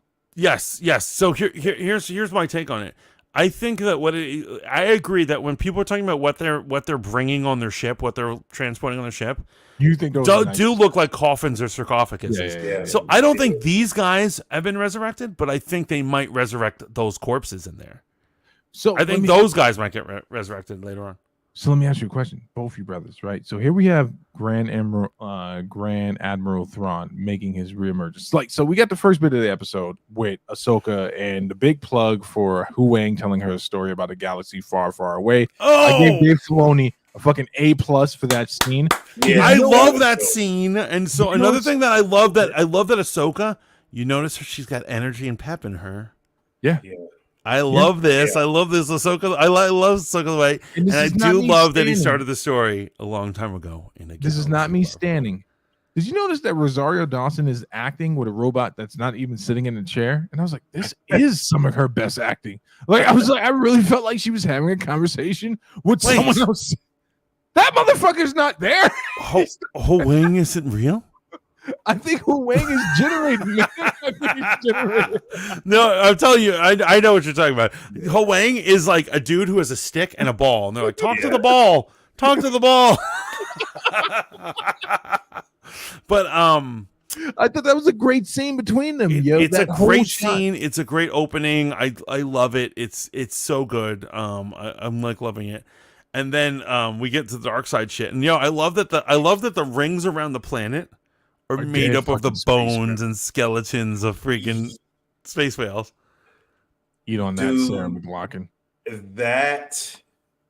It was surprisingly morbid. The eyes of an angel playing when you like fly through. But nah, that shit was like mad morbid. I was like, damn. He said eyes of an angel, like because animals die. For 2 minutes. But I meant this is what I wanted to talk to you guys about, man. So you guys both watch Andor, and you both said is very serious, very deep in its implications. I felt like this episode starting off, I was like, this shit is fucking dark. Like up until this point, I really felt like I was watching the next season of Rebels, season 2 of Rebels, right? I'm not season 2. You know what I'm saying? This shit took a serious turn the minute we landed on this planet and saw the 3 High Mothers. I was like, oh, this shit is rough. Like they've been here for a while, and then his interaction, like when they interact with Balin and all these guys. First, they don't acknowledge Balin and his apprentice as they don't Jedi. even talk to him, so they're elitist bitches.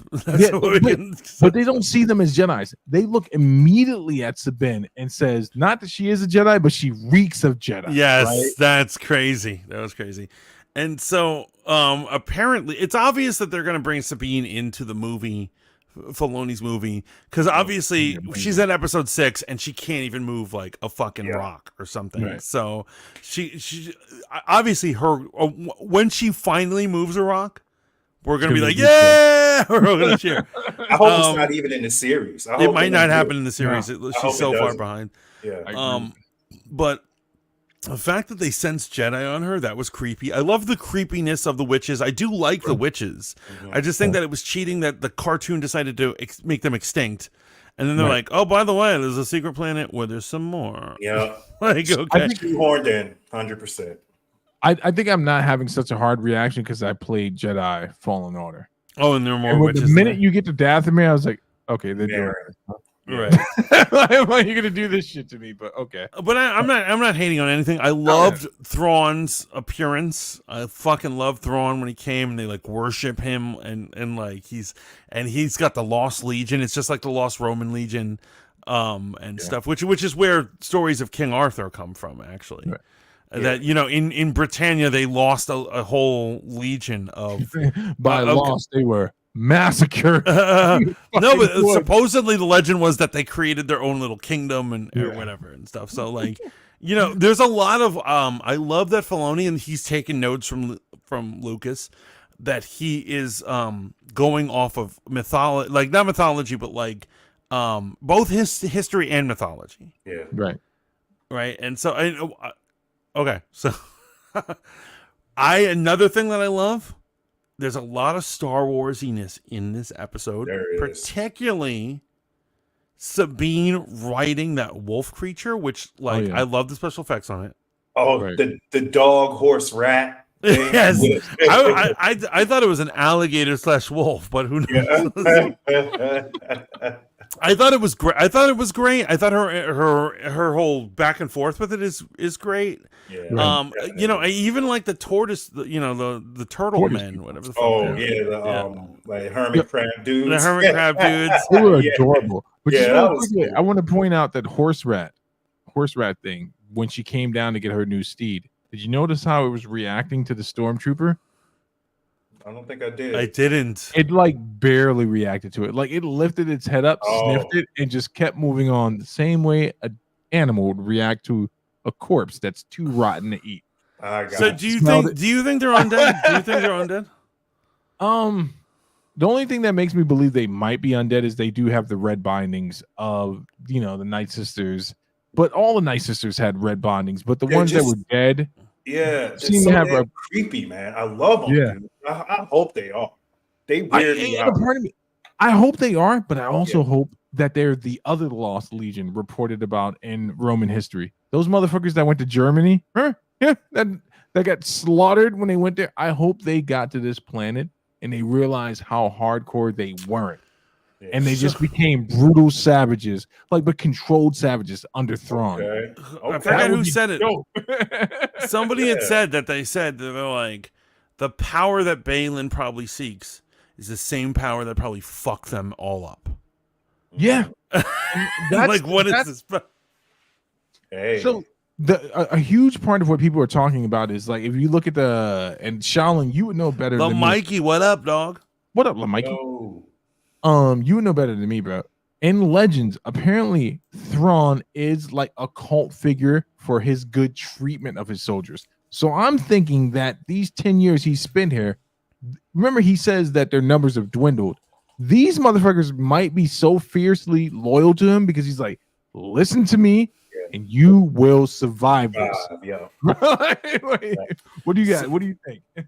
Go ahead. For starters, there's a bunch of conspiracy shit that's other people are not picking up on. For instance, I think a lot of people are saying Elsbeth is going to be an important character. I think Thrawn's going to do away with her.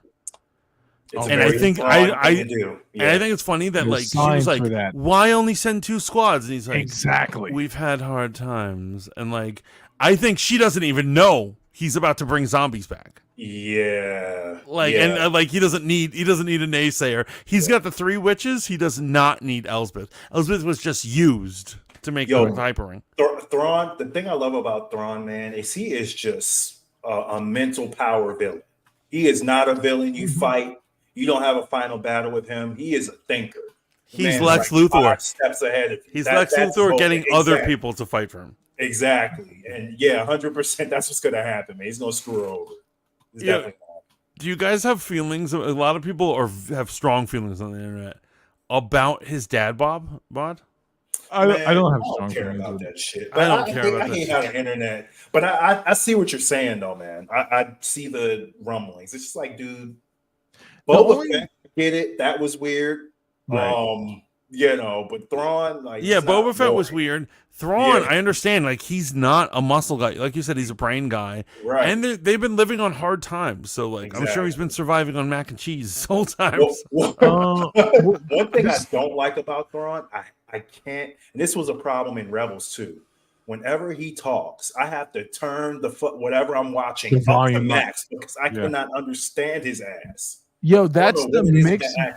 That's the mix master on how TVs are, because when I would watch Rebels, I'm like, how the fuck do I need the subtitles on? He doesn't have a Cockney accent. It's just the way they mix it.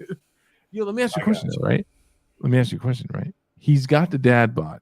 The only thing that doesn't make sense about that is, and this I think lends more credence to these motherfuckers being dead. How could he be so fat on a planet where you need to be so lean? knew you were going to say that. Okay, so The only way you can be more fat is if the 90 or 100 motherfuckers you got down there don't need to eat, and all resources are going to you. So, I'll put you on. But it's funny, that reminds me of Lost, when they talk to Hurley, who's the fat guy, and they're like, how are you the only one who hasn't lost weight on this island? But like, the whole thing is, so it's like the Ethiopian thing. Okay, the Ethiopian thing. You never seen that? Ethiopians are starving, and yet they have potbellies? Those aren't Ethiopians. No, they are Ethiopians. I'm definitely referencing Ethiopians. What I'm saying is malnutrition can create a potbelly, but not. Yeah, from parasites. The potbelly is actually caused from parasites from eating things that you shouldn't eat, and then there's a chemical reaction. I assumed it's a similar thing. I assume it's that. No, you're right, my brother. I don't think that's what Thrawn's going through. Thrawn looks like he's been living well, like the high. Oh, you think he's like fat because he's fat? Like he's like. We got to talk about it, man. We got to face the obvious truth, right? There's a good chance that the numbers that dwindled are from things you need to eat. You think he cannibalized his own people? Yo, damn. That doesn't make sense when there's turtle people out there to eat. No. And fucking wolf creatures. Listen to what Enoch said. Enoch said, beware. There are hijackers or whatever he called them out there, and they prey upon each other for survival. So you can break that down into many different ways. They prey upon each other for their resources. Well, what resources if I have to prey upon you? Or do I prey upon you in the same sense that a lion preys upon a gazelle? Like, the planet doesn't look lush in vegetation. Right. The crab people, it's a dead planet. The crab people could probably survive eating scraps. Ezra might have eaten some dead bodies with the crab people. I want you to think about that for a second. Yo, you got some dark thoughts in your head, bro. No, I don't. Shaolin, do you remember what the Ewoks were going to do to the captives? I do. Oh, they were going to eat them, yes. Come on, bro. I'm just saying. But here's what I'm saying. Also, they're in a Star Destroyer. You think it's lost interplanetary travel ability? You can't just go to another planet. So if we're going by what Lucas and people who've made these type of demographics, like these diagrams and what these things are capable of doing, that starship is only rated to have 2 years worth of energy. You gotta start asking yourself fucking questions. If Dave Filoni is as canon as we think he is, wait, how did this thing sustain itself for 10 years past its return point as a ship to the Empire? Where's the food coming from? Where's the energy coming from? Yeah. There are gold plates in vital parts of the ship. The only thing, I went deep, my niggas. The only thing that's intact on that ship are the two things that look like Mickey Mouse's ears and that make up the shields. But literally to the left of it, there's a bunch of gold plating. How did this nigga survive in a Star-class ship that's not even supposed to be in the atmosphere for more than hours at a time? Those things, they're supposed to come in to dock in a planet. They're not supposed to fucking stay there. Yeah. Yeah. All I can say is I hope maybe we'll get some explanation. I would love some explanation, but it'd be cool. That's questions, but it's making us think, man. Oh shit, you all right, my nigga? Candyman came in there. What the fuck is going on? No. I looked at the calendar. We have 2 more episodes. I was over there like someone kicked down the door or something. I was like, what the hell is going on? No, I looked at the calendar to be like, is this close to Halloween? Are they going to do some creepy shit where like all of Steve's things where they're like, by the way, we cannibalize the week. Like it becomes a Halloween episode. Hey, look, them night troopers, they're weird, man. We could get some weird horror shit with them.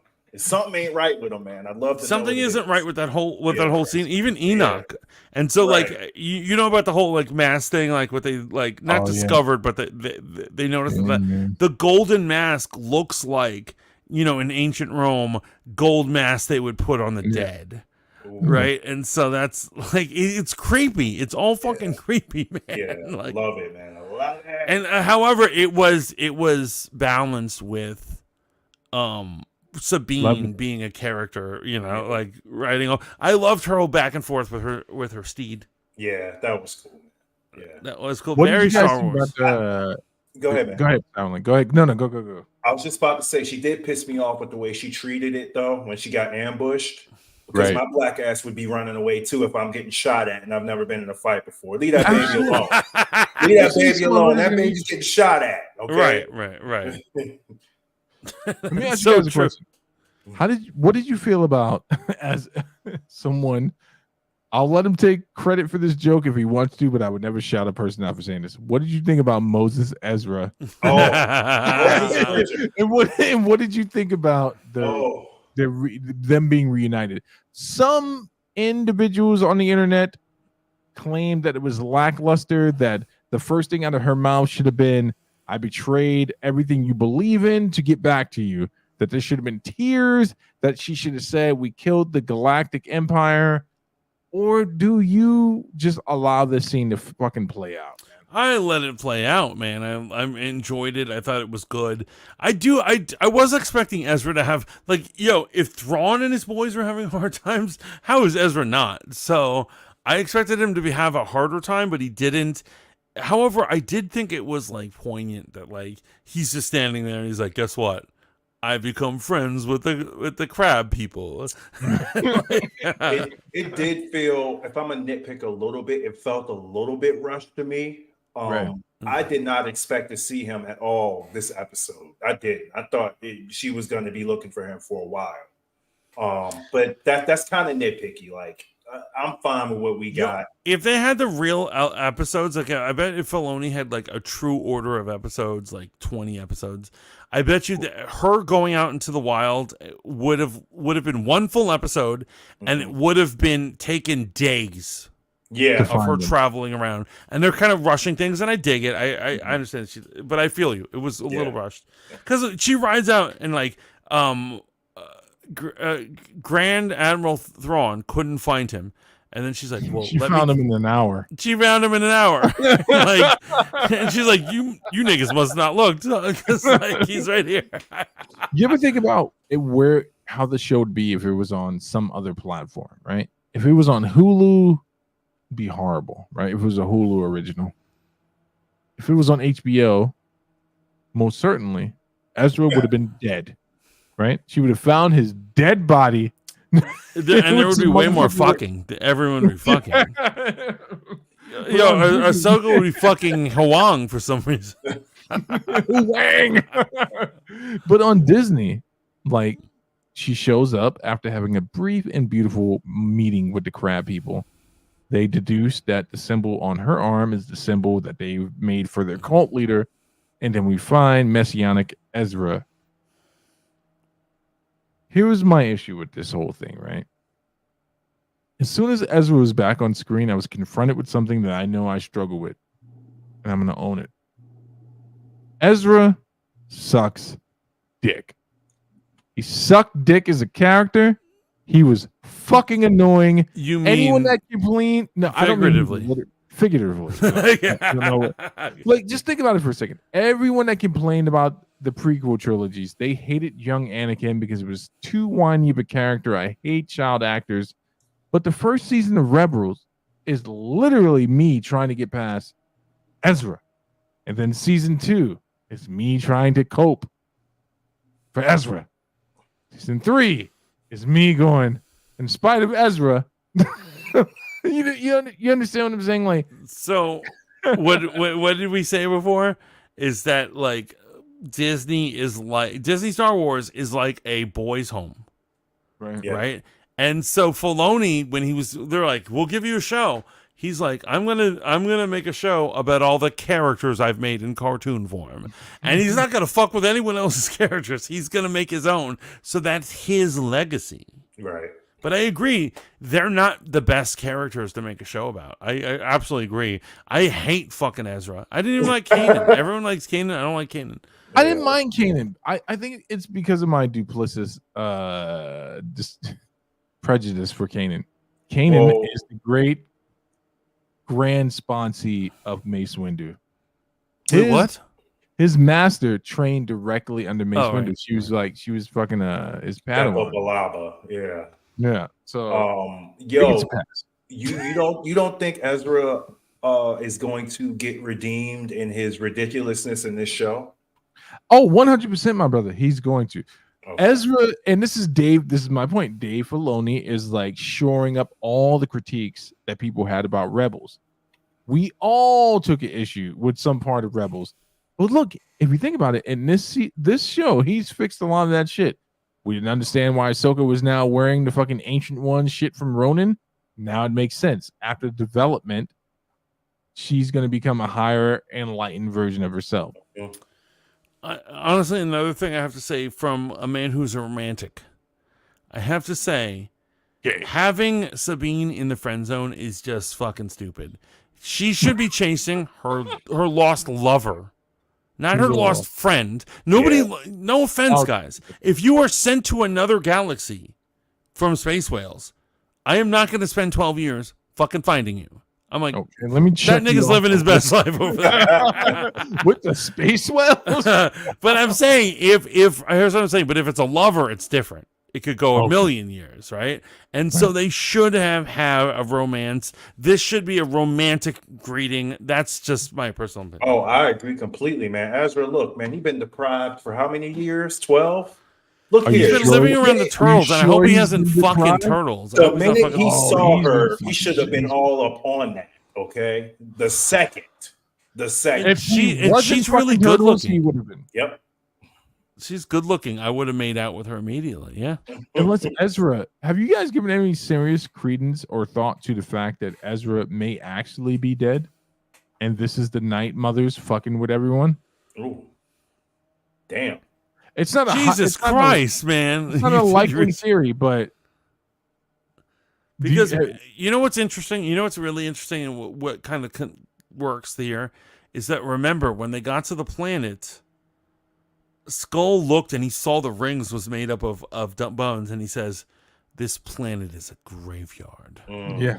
And so once we go there, it could end up being, you're right, an illusion, and everything is dead. Yeah.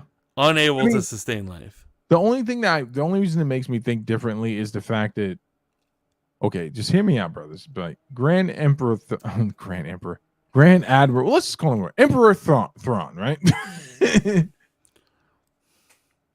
There's a good chance if you go back and you watch, which I did the last episode of Rebels, when those damn things broke through the ship, everyone should have died the minute they jumped into space. They broke the windows. They broke the shields.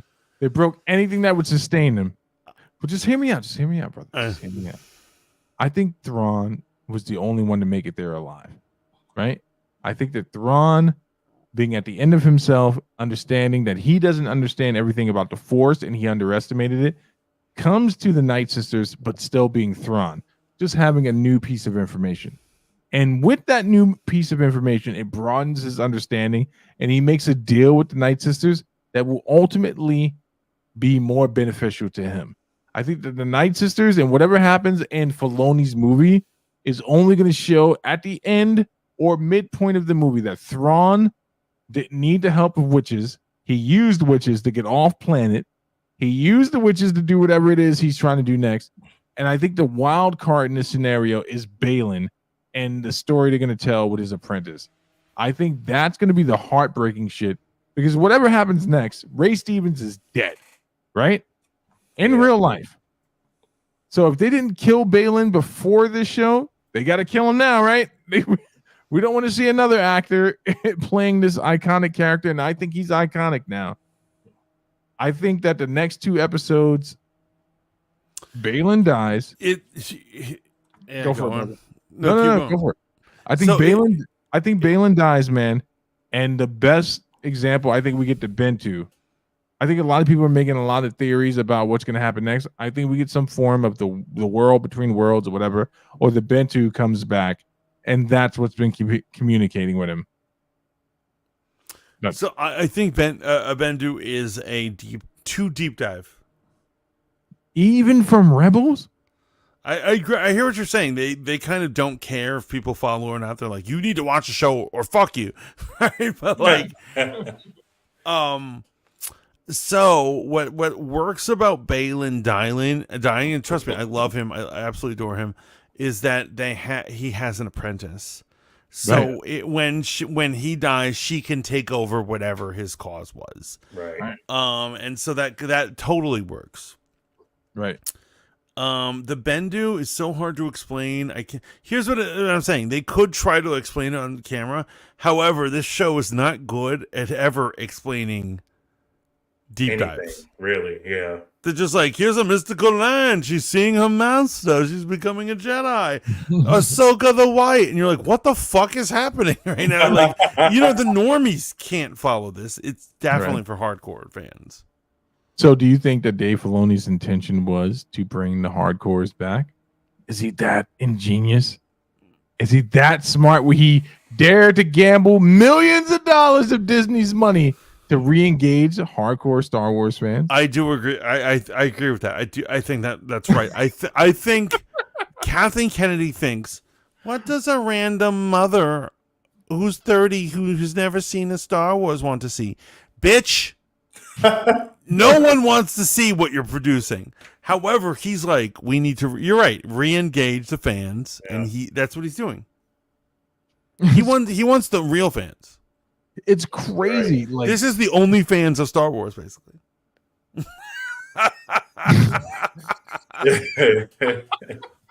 Because remember, the concept of OnlyFans is like only a real fan is going to enjoy this. The other guys fuck off, and so that's what this is. It's like only the fans that are willing to pay is the concept for OnlyFans. Ahsoka is for the real fans, right? And fucking Obi-Wan is for the idiots. Obi-Wan is porn. So you're saying Ahsoka's OnlyFans and Obi-Wan's Pornhub? No, Obi-Wan is C-SPAN. Obi-Wan is C-SPAN. Yeah, Obi-Wan is C-SPAN. Ahsoka's OnlyFans. Let's see which one wins in terms of ratings. Yo, real quick. So do you guys lend any credence to the Sanskrit readers on the internet? You up on this community? I know Ahsoka's name was purposely picked through Sanskrit, which means without regret. So there's that, and there's the literal translations and carvings in Sanskrit throughout Star Wars. Just like you have that same shit, in Lord of the Rings, it's a huge community. There's shit written in Elvish, and I'm just like, I'm sorry, guys. I meant to say Elvish. Calm the fuck down. Like, there's shit written in movies in Elvish, and they can read it perfectly. So apparently, some people with some keen eye, Redditors and other big YouTubers have recruited people to read the stuff that's at the end of the credit, the credit scenes and what was behind Balin. Thrawn and what's her face when Balin, when Homegirl departed, when Sabine's departed, and so you're not up on this at all, right? All I know is that people have pointed out that like when he's on the top of the hull looking off when he sends Balin out, behind them they have carved weird runes into the hull of a Star Destroyer, which makes no sense. No, those runes, that shit existed in Rebels. So when he sends Baelith off, and they're like right before Baelith goes off, the beam leaves, there's literally inscription above him and everyone that's standing in that scene. And those inscriptions have been deciphered according to people on YouTube. Okay, go. And it lends to the mother theory. Like it lends to the mother references theory. The mother, those writings behind it? No, it doesn't reference the mother. It lends to that whole theory, right? And I sent you guys the video so you can watch it, so we can watch the shit. Okay. But I wouldn't play it now because this content creator, might copyright strike the video. But yeah, there's a whole bunch of shit going on there. I don't think it's the mother. I want to go on the record as saying that. I just thought it would be interesting if it was her. But do you think that we're all setting ourselves up for another who's homeboy in the black suit situation? Yeah, I think I am worried for more Mephisto or Merrick shit where we overanalyze, we over fucking guess. We temper those expectations. I don't know, but I Finally think it's broke Mantis. I think it's interesting. You think I have infinite theories, right? I do think it's interesting that that they carve archaic symbols into the hull. I'm not talking about the chimera symbol on the bottom. I'm talking about when he goes out on the hull. They're pointing out that they're like people have carved weird runes into the side of the ship. And motherfuckers can decipher that shit. I didn't even know there was a base to start deciphering this pretend language. Yeah, I actually knew. I don't know it, but like Nerd. I don't know the language, but I know of it. Yes, nerd. Tell me what your 12-sided die say. Around here. But yo, I love the last 2 episodes. Yeah. But I love the episode before that, and so therefore, I'm loving this series. I think we can safely say that it's the case at this point, man. Yeah. I was worried it was going to drop off after 5. I was like, man, it's just going to just go down in the damn tank. It did not. It did not. Yo, honestly, man, I don't think that the first 2 episodes were horrible. I don't either. I think people came in wanting to hate this show because there are people who have agendas against Star Wars at this point. But I would say that Dave Filoni has course corrected, right? I think the story is very Star Wars centered. I don't agree. I don't hate. Here's what it is. I don't hate those episodes. They're fine because I know what happened in Rebels and all these other things. If I was a creator, I would have made it more open to anyone first episode. You know, I honestly would have done the first episode is I would have had, instead of all this crazy, stupid, like, fucking evildoer plot, which you can catch up on anytime, I would have had an episode that's just focused on Ahsoka and her realizing that she's like, I need to go back out and like, help the world or whatever. And, like, you know, focus on her guilt, focus on her issues. Who the fuck is Ahsoka? The series is called Ahsoka. Yeah. We've had almost no time with Ahsoka. The only time we've really had with Ahsoka is with other people. Why don't we have some alone time with Ahsoka? That's what I'm saying. That's what I would have done as a writer. I don't hate the first 2 episodes, but that's what I would have done. But didn't we get some of that when she met up with Mando? She didn't do shit.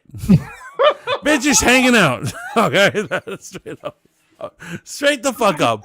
She's chilling. She's hanging out. She's like, oh, whatever. Shaolin, man, to say that episode so much. I had this emotional moment when I watched Mando when Ahsoka showed up. I was like, this was a fucking perfect episode. I called this motherfucker and I'm like, yo, son, did you see that perfect episode? And this nigga was on his full fucking hater mode. He's like, that was the worst thing I've ever seen. Wait, hold on. If I can explain, you know what it is? When you see someone in cartoon mode, and cartoon mode is pristine and beautiful. That's why people like anime. Like, it's the perfect image of them. When I saw the first images of Ahsoka, I was like, this is not Ahsoka. This is blasphemy. So, after seeing the episode, I was angry. I was like, who the fuck is this bitch? This is not Ahsoka.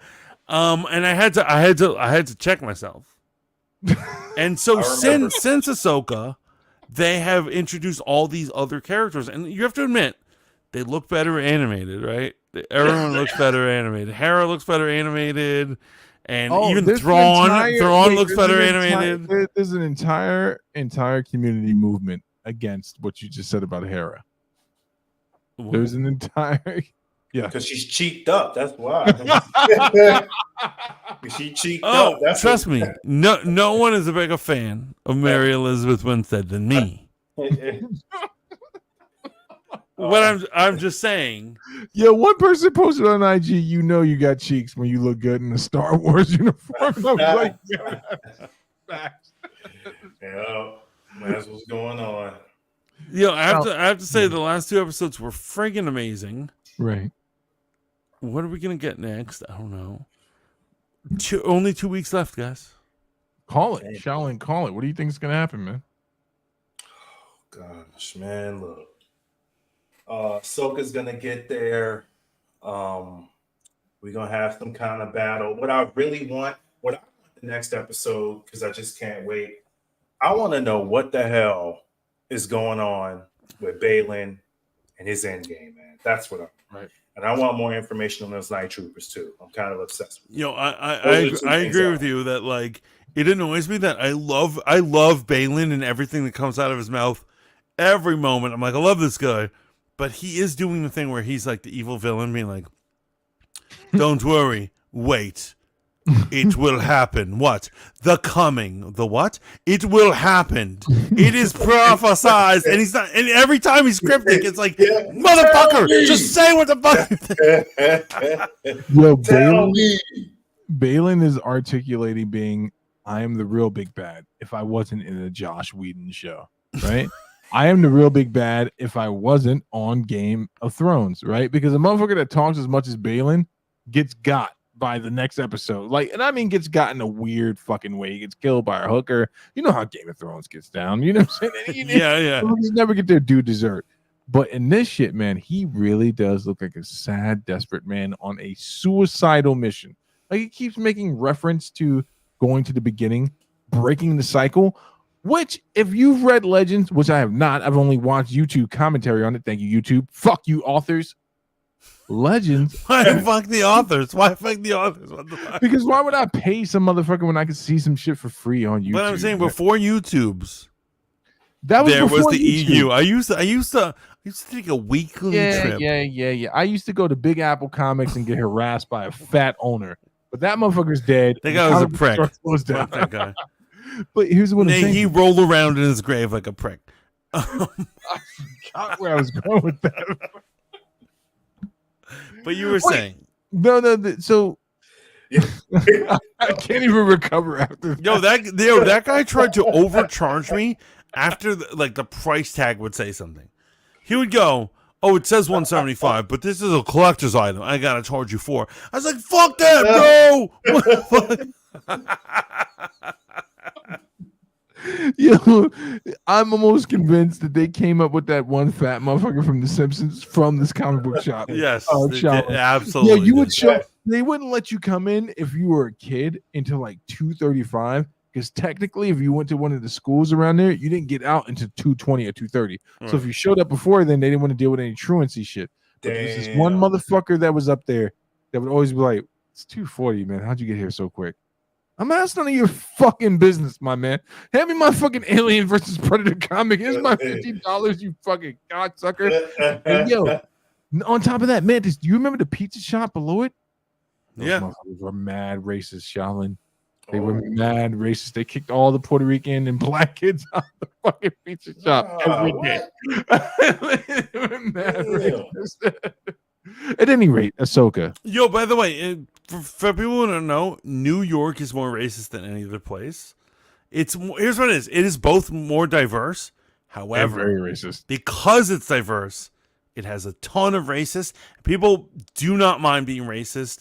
Like, they'll be like, "Get the fuck out of here, you black trash," and like scare their broom at you and shit. And I'm like, okay, whatever. Way to be That's why I'm not politically correct, because I'm like, way to be politically correct. And you know what? I get a broom in my face, and I realize it's meaningless. It's meaningless. But you know what's crazy? The guy that would call you black trash, and I'm not defending him. I want to make sure I say that loud for the whole taps. Those guys would also be like, "I saved a black child from burning building the other day." It's like, that you hated us. But it's a weird type of racism. The type of racism I think that's going on with Thrawn and the Night Sisters. I just want to make sure I call this right now. You know, he's gonna put the nail in that fucking coffin. He's gonna kill every one of these bitches. Every one of them. Here's what I don't understand, right? If the night trooper theory is correct, and obviously we know closed captions say they're night troopers. If the night trooper theory is correct, that night troopers are undead, I assume they need a witch to operate them. No. However, if they don't need a witch to operate them, he's gonna kill all these bitches.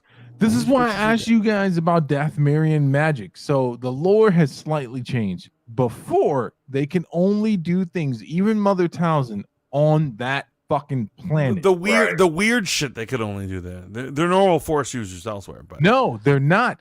In Legends, Yes, they are. Sarge Ventress is no, Asajj Ventress is an anomaly. So it's her and Darth Maul. They're weak in the Force like the Mandalorians. They have magic and they have caste systems, even in Legends, that says like this person is using a form of the Force, but traditional Force users. That's why Asajj was kidnapped, and that's why Darth Maul was kidnapped, because they had a more traditional connection to the Force. Not every one of those bitches on that planet could wield magic. Some of those bitches were like normal Wiccans, some of the bitches you dated, who were just there to give their souls up and blood. My spiritual bitches. I like to call them my spiritual bitches. Yeah, so, it's crazy. It's crazy. Yeah. You think he's gonna fucking slaughter? I can see that because he doesn't need. If he doesn't need these bitches, he will slaughter them. Wait, let's go to an objective party. Shaolin, does Thrawn not give you traditional Western Satan like vibes? Satan, that's the word you threw in. Thrawn is starting to give me Lucifer vibes. Like, I will load the packages onto the ship as is per my agreement with you know what I'm saying? And it's like, well, yeah. It only sounds like he's representing one part of the agreement. He's like, what they didn't realize is like what he's going to do to Galen. He's like, yeah, we're going to honor his deal. And when Galen shows up, he's going to kill you. Yeah. No. Here's what I'm saying. He's a plotter. So if Star Wars is like smart, and this is what sucks. If Star Wars is smart, they will have Balin outsmart all of them. However, what happens next season because the actor died? But I feel like if I'm watching, the way I'm watching this, I feel like I would put money on Balin outsmarting all of them. I think he I like his story path because he's going on to something. I love that scene with him and the apprentice. And the apprentice says, it seems like they're all in a rush to get off this planet. Maybe we should be too. And he's like, maybe they're rushing from something that's more powerful than them. Right. Yeah. And that's where people brought up that idea. They're like, well, what did the damage to the the stormtrooper things? What did the damage to the Star Destroyer? Clearly, they're running from something, and Balin is going to channel that. So, will Balin be our big bad? Is Balin the pimp daddy and everyone's like fool? Doesn't matter, because at the end of this story, all of this. That's right. It's that part of the show, folks. At the end of all this magnificent writing, emotive conversation we're having, the end of it, Palpatine still somehow comes back and uses Force lightning. Man, I literally thought you were gonna say that Ray Stevens dies and we can't have him. No. I would never make fun of that. At the end of it, somehow I don't think you were making fun. I thought you were just pointing out. At the end of it, Palpatine still somehow manages to come back and shoots more Force lightning than any recorded being in the entire fucking I admit, Star Wars is a drag when you know the future is this fucking sequel trilogy. Yeah. Sorry, Ray Stevens, that you are so. And I really do wish they could retcon it. It's just a bad look to retcon shit. Unfortunately, but they made us go to 3 movies, and they're gonna say, it's garbage now. Like, fuck you. However, I do want them to say that. I'd be okay. Right? Oh, I would love it if they redid it. Yeah. What are your predictions for next week? Yeah, go ahead, man. I don't know. That's you know what it is. That's when I'm really impressed with the story. Yeah. When I can't predict what they're gonna do next. Like I'm like, I've been thinking in my head, and I was like, I can't think of like what it is I'm engrossed in it. I was like, I just want to see what happens. I don't know. Mm-hmm. Same. Even though you know me, I'm the predictor, right? Right. I predict all sorts of shit. I predict weather. I predict when my cat is going to take a shit. I predict everything, and somehow I can't predict this. This is a good story. What do you think, Shalon? What do you think's up next? It's similar, man. I've been trying to rack my brain, and I can't really come up with anything, man. It's just one of them things where you just got to kind of sit back and enjoy the ride. You know what I mean? I agree with that. I am going to make a prediction for next week. Mr. Non-Predictor is going to predict. Let's hear it, guys. Well, here's the difference between me and the rest of you people. If my prediction doesn't come through, I'm not on Twitter like 2 seconds afterwards, like, this motherfucker spat in my motherfucking mother's face by making this movie. No, I'm just like, oh shit, I got that shit wrong. Like, you know what I'm saying? Like, that's why I didn't have such a visceral reaction to WandaVision. But I am gonna predict something a little bit headcanny. Mephisto, shut him in there. I do think that we're gonna get the full scope of Balin's plan next episode. Like, if we don't see it in actualization, I think he's gonna articulate it. And I think this nigga's gonna get offed. And next season, in the last episode, is gonna be about Shorty running a fucking muck in the galaxy, bro. Like, I think it's I don't think they'll go that direction, but if they were really gonna go some Star Wars shit, like, and they're like, hey, we want to differentiate ourselves, she would be running a muck next season. And the only reason I say that is when they were ascending to this place, even though Balin's on this grand scheme shit, she is very much a point blank type of person. You remember the look she gave Sabine when they was like descending into the planet? Yeah. Like, it's like all this crazy shit is going on. The other characters are attaching to it. Whales, fucking nonsense. Sabine looked at her for a brief second and she stopped what she was doing to stare her dead in her fucking face. I think if she doesn't kill Balin herself, she will spend the next few seasons trying to murder Thrawn and everyone involved. I can see that. Darth Maul. I think she could potentially. She is I agree with that. I honestly think that like they'll probably wait to kill him until the finale, but I do think that like she'll be in future seasons or the movie a fucking real bitch to deal with. Yeah. Both figuratively and literally. I'm literally calling her a fucking bitch. But that's, and that's what I like about her. She is a fucking bitch. Yeah. God bless her. That's all. All right. Wrap it up, motherfucker. Yeah, let's wrap it up, guys. I have had such an amazing time talking about episodes 5 and 6. I really wish we could have grouped these off into their own situations, but it is what it is. However, I am insanely invested in Ahsoka. It is really coming full circle. I love it. I hope more people are. What do you guys think? Loving it. Love it. Love it. Yo, so let's hope. Let's spread the word. Let's spread the love. We are going to do our analysis next week, right? We are. And Mortal Kombat dropped, motherfuckers. Yes, it did. Yes, it did. Yes, it did. I need to get on that. Steve, where can people find you? You know where to find me. Mondays, Fanboy Modeling School. Wednesday, So you know where to find me. Shut the fuck up. Like, X-rated over on Spoon, and Monday through Friday, Throwback Spins with Steve on Spin 95, only on Autolist. You can download it across all 3 major platforms for mobile. That's Amazon, Google Play Store, and Apple App Store. And if you find yourself in front of a prehistoric device called a computer, you can go to www.autolist.com. There you can find a full plethora of radio stations. Courtney, where can they find you? Look, if you want to connect with me, man, you hit me on Instagram, Shaolin Ice Boxer. That's right. Don't send no ugly Instagram, TikTok, whatever. Not really on there like that, but I have one. So, yeah. Okay, and I'm at _fat_mantis on all apps except for Twitter, where I have a fake handle, which I'm not going to get into. However, you guys can always hit me up on Autolist or Hot 95, if you will. I am also on a rival set as from Hold Up, so I'm at 4 p.m. to 8 p.m. Eastern.